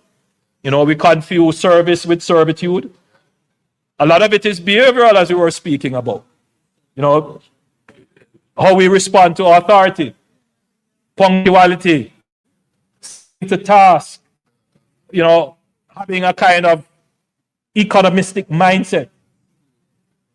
Skills are a big part of it, which I'm going to go on to address. But, Madam Speaker, the graph now being displayed shows that Jamaica's GDP per hour work compared to the Caribbean and Latin America and the global middle income benchmarks at just $9 per hour. Jamaica is less than half of the Caribbean average of 20.5 US dollars per hour, as well as upper income countries in Latin America at US $21.10. And far below the high income Latin American and Caribbean countries, which produce nearly $40 per hour. And if you look at our labor productivity across selected Caribbean countries, you will see that, again, Jamaica is amongst the lowest. But I want attention to Panama and the Dominican Republic, because those are the countries and Trinidad and Tobago, that you would consider our peer groups that we would have to compete against. And that essentially tells you what our problem is. When we look at the graph now being displayed, which compares Jamaica with our Caribbean and regional peers, the picture becomes even clearer. Countries like Barbados, St. Lucia, Suriname, and the Dominican Republic cluster at between $22 to $26 per hour. Trinidad and Tobago exceeds that at $31 per hour. The Bahamas reaches 35 US dollars per hour, and Panama is at 43 US dollars per hour. Jamaica is at $8.81 per hour, sits near the bottom of the regional distribution, just above Haiti. We must address the problem of productivity. Madam Speaker, the government is developing a policy position on how to improve our low level of productivity, and I will come to this House at a later date to present this in detail.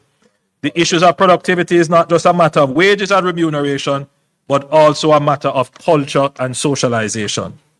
Madam Speaker, every ambition and every goal in my presentation today, every road we build, every industry we grow, every technology we deploy, will ultimately be delivered by people.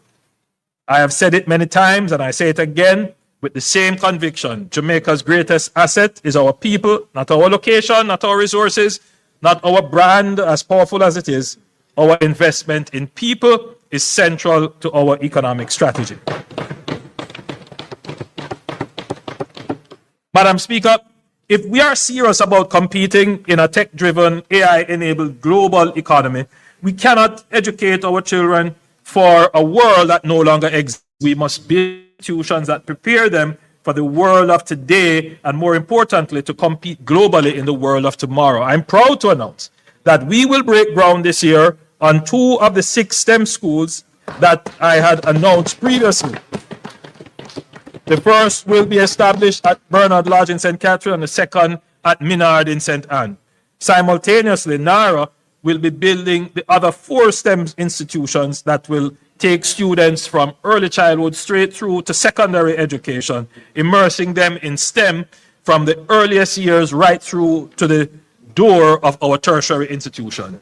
These schools will bring an entirely new approach to the education system, exposing students to science, technology, engineering, arts, and mathematics in ways that build the creativity, innovation, and problem-solving skills that the economy of the future demands.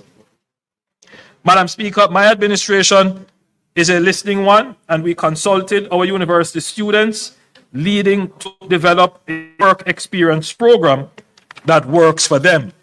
Starting in the upcoming financial year, the Heart NST Trust will introduce a pilot of the Tertiary Learning, Earning, and Prosper LEAP program to widen pathways from tertiary education to employment by providing paid on-the-job experience. Students of accredited tertiary institutions as participants of the Tertiary LEAP program will be able to engage in meaningful work in the public sector and participate in private companies. As they work, they will receive a competitive part-time compensation package. LEAP is an opportunity for students to continue learning while HEART places them in employment of their choice so they can earn an income and garnering valuable experience. I must recognize the president of the University of the West Indies Guild of Students, Mr. Rashawn Winter,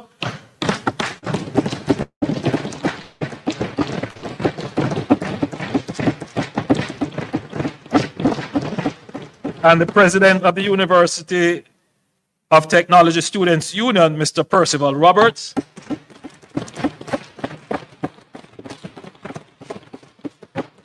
And their teams for serving as the brains of this initiative.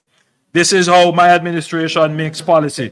We first listen to those who serve, then we act collaboratively. I thank these student leaders for putting pen to paper, bringing their ideas forward, leading every step of the way, and working with us to develop the program.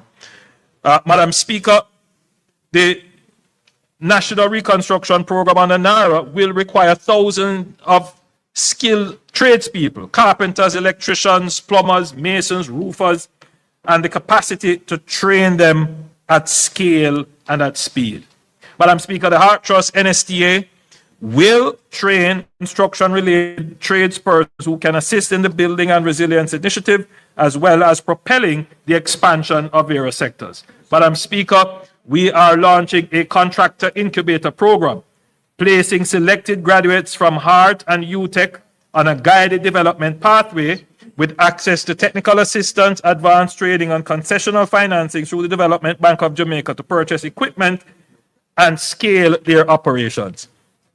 The intent is to have Jamaicans gain experience on high-value public infrastructure projects and transition faster into sustainable employment and enterprise. Madam Speaker, I like this project because essentially what it is saying, it is an incubator for a new generation of contractors. Contractors are critical to the utilization of the capital budget. Madam Speaker, I was proud to bring the Heart Trust NSTA closer to Prime Minister Siaga's vision when we eliminated tuition fees up to level 4. Since then, Heart's doors have been open to more than 500,000 young and not so young men and women island. Our mission to expand access to opportunity through skills training is not yet complete.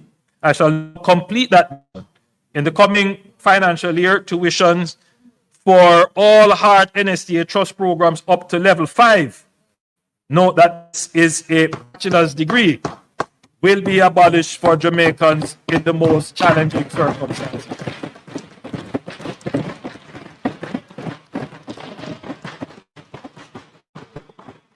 Heart will become free from level 1 to 5 for those who need it most, because my administration understands how important it is to continuously improve access to skills training and give every Jamaican a clear pathway to prosperity.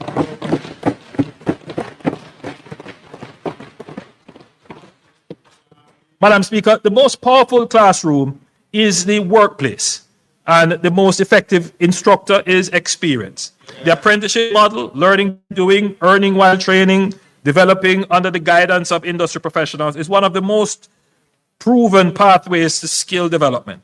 Last year, I announced the CARE program, where each member of parliament could nominate young men and women who were not engaged in work, the proverbial youth on the corner.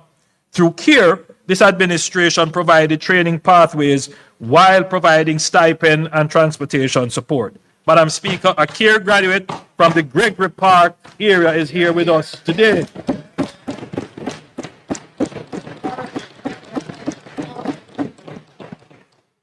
Kimberly Ashley is a salary, and as a young trainee, Mr. Ashley joined the CARE program and was assigned to Colley Trading.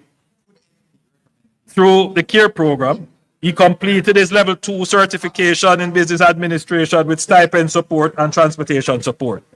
He gained valuable knowledge, employment skills, and real-world experience that has helped in his next steps. Mr. Ashby is now a full-time employee at Colley Trading. The recovery and reconstruction effort is not only rebuilding homes, it is rebuilding futures. Janie Freighter from Barton District in St. Elizabeth is with us today. He is one of the young Jamaicans participating in the Bridge program, building resilience and inspiring development through guided experience, learning modern construction techniques on the job, working alongside JDF teams and international engineering partners in our western parishes. His story is the story of what this program can do, turning work of recovery into the foundation of a career. Madam Speaker, this new on-the-job training approach to skills training has demonstrated results, and we are now mainstreaming these lessons in our HEART programs, especially in construction, manufacturing, and logistics through partnerships with the IDB. Madam Speaker, I'm particularly happy about this because we have asked the JDF and HEART to partner together to ensure that while we are restoring the roofs, that we are training the young men and women, because we are to need them during the reconstruction. This is what resurgence looks like in human terms. Jamaicans skilled, employed, earning, building. Jamaicans who no longer have to look beyond our shores to find a future worthy of their talent. Madam Speaker, I want to speak briefly about beach access.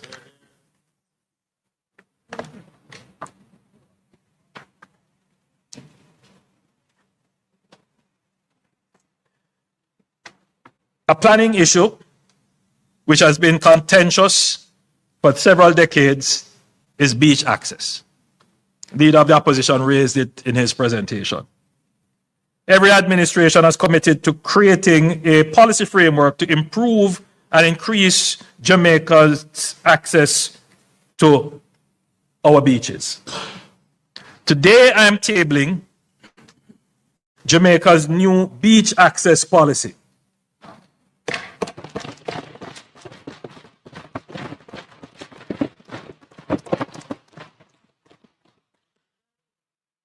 The Beach Control Act of 1956 and its amendments in 1973 did not adequately address beach access issues and will have to be replaced, and the new policy is the first step in that direction. The policy focuses on developing a modern, inclusive definition of a beach and definition of the foreshore, backshore, and water shelf, outlining how the government will improve access, outlining the required legislative amendments, and outlining changes to the consideration for new development approval. Madam Speaker, another element of the policy is developing a framework around investments in man-made or constructed beaches. At the time of the 1956 Act, man-made beaches were not contemplated. I mean, obviously man-made beaches have been around a long time, but it was contemplated as an endeavor in Jamaica. I think now we have to integrate that into a new framework of managing our beaches. So the policy, Madam Speaker, affirms government's commitment to ensuring that Jamaicans have access to their natural public assets in an orderly, safe, equitable, and sustainable way.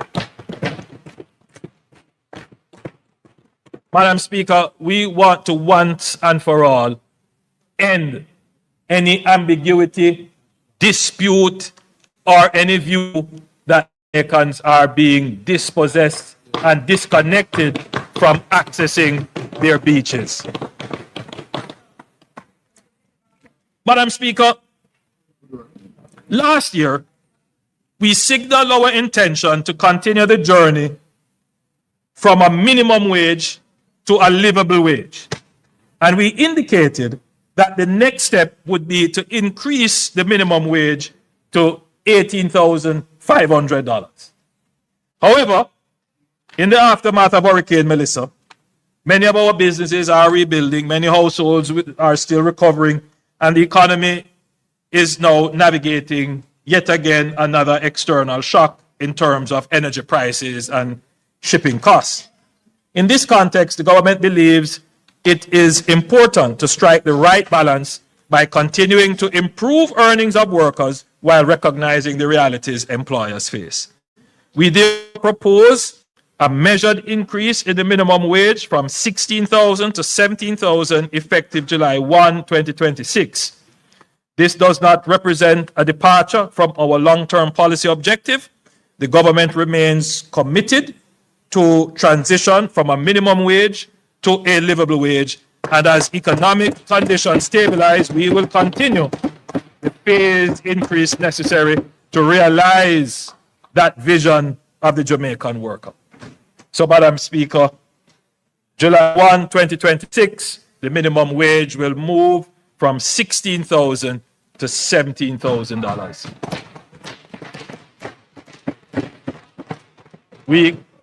We continue to make the investment in lifting wage levels because ultimately we are going to have to address the productivity issue.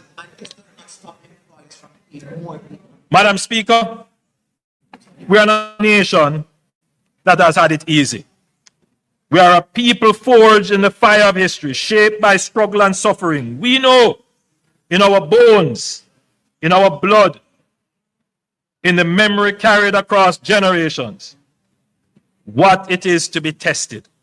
Slavery could not break us. Colonialism could not diminish us. Poverty could not extinguish us.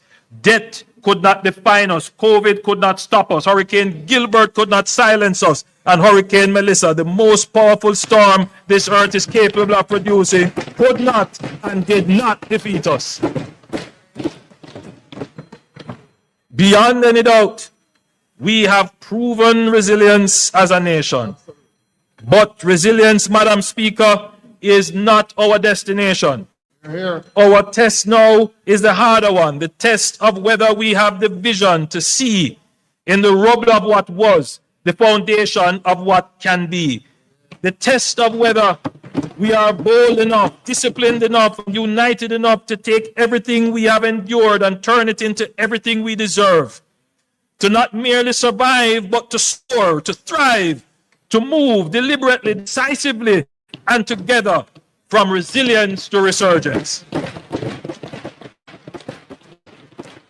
Madam Speaker, I believe we are equal to that task. I know that we are equal to that test. I believe it because from the farmer I met in Westmoreland, standing in a field, stripped bare by Melissa, he is already talking about how he is going to prepare for his next harvest. I believe it because of the mother who cleared rubble with her hands so that her children would have somewhere to sleep, not waiting to be rescued, not surrendering to despair, simply doing what Jamaican mothers have done across every generation of our history. I believe it because the young entrepreneur who lost everything, but who is ready to start again. These are not exceptional Jamaicans, they are the typical Jamaicans. And that is the most powerful thing I can say about this country. Jamaica's greatness has never been in our size or our resources. It has always been in our people. The fastest humans on earth are ours. The most recognized music in the world is ours. The most resilient spirit in the world is ours. Madam Speaker, history will record that Melissa was the strongest storm to ever strike the island, but history will also record something else, that the Jamaican people, that the people of Jamaica were stronger than the storm of Melissa. We have proven that we can withstand. Now it is time to show the world that we can build. A Jamaica where every Jamaican in every parish, in every town, in every community on this beloved island can look at their country and say with pride and with certainty, this place was built for me and by me. And I was built for this place.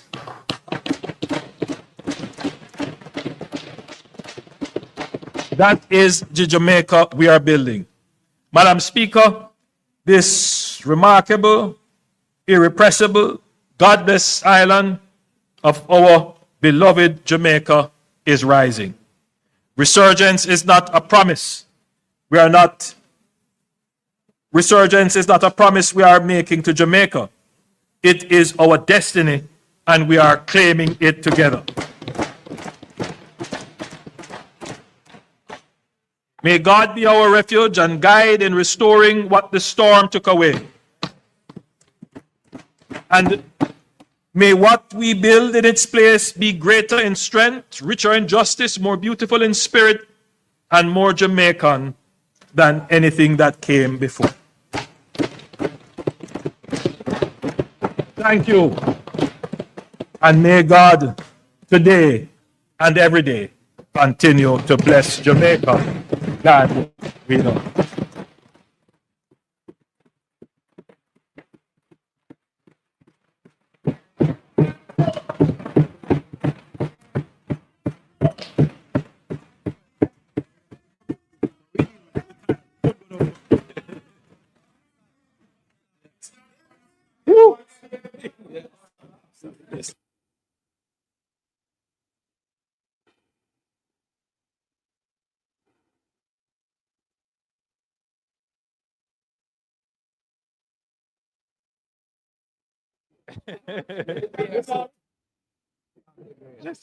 Hold on.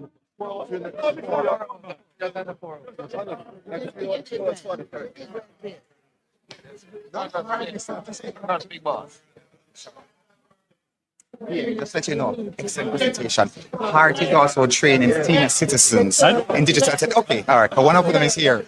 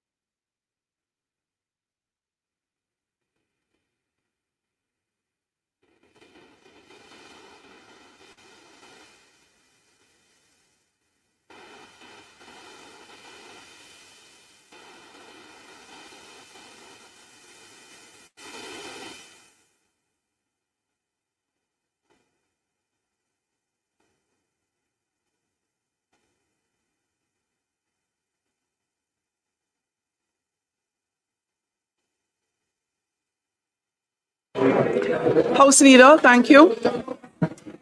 Madam Speaker, we thank the Prime Minister for his visionary and comprehensive presentation.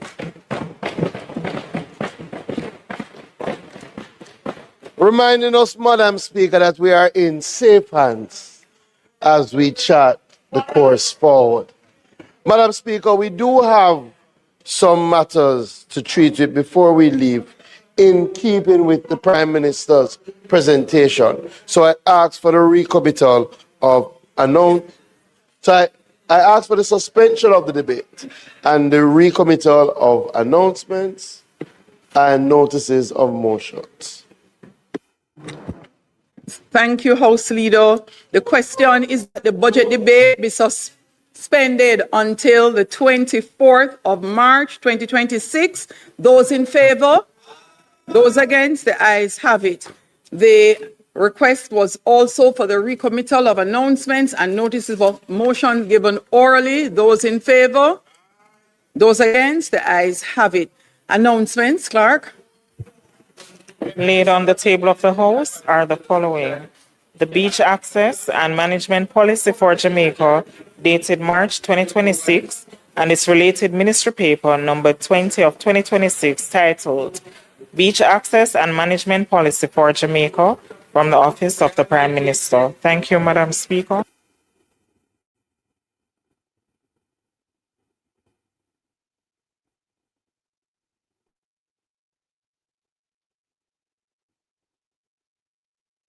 Notices of motions given orally. Prime Minister. Thank you, Madam Speaker. I beg to give notice that at the next meeting of the House, I will move to introduce and have read a first time a bill shortly entitled the National Reconstruction and Resilience Authority Act 2026. Thank you, Prime Minister.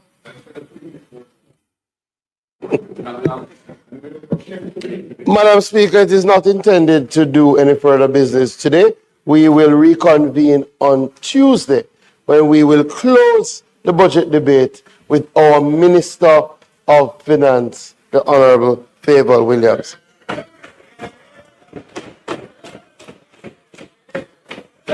As such, I move for Parliament to be adjourned until Tuesday, March 24 at 2 p.m. Thank you, House Leader. Member.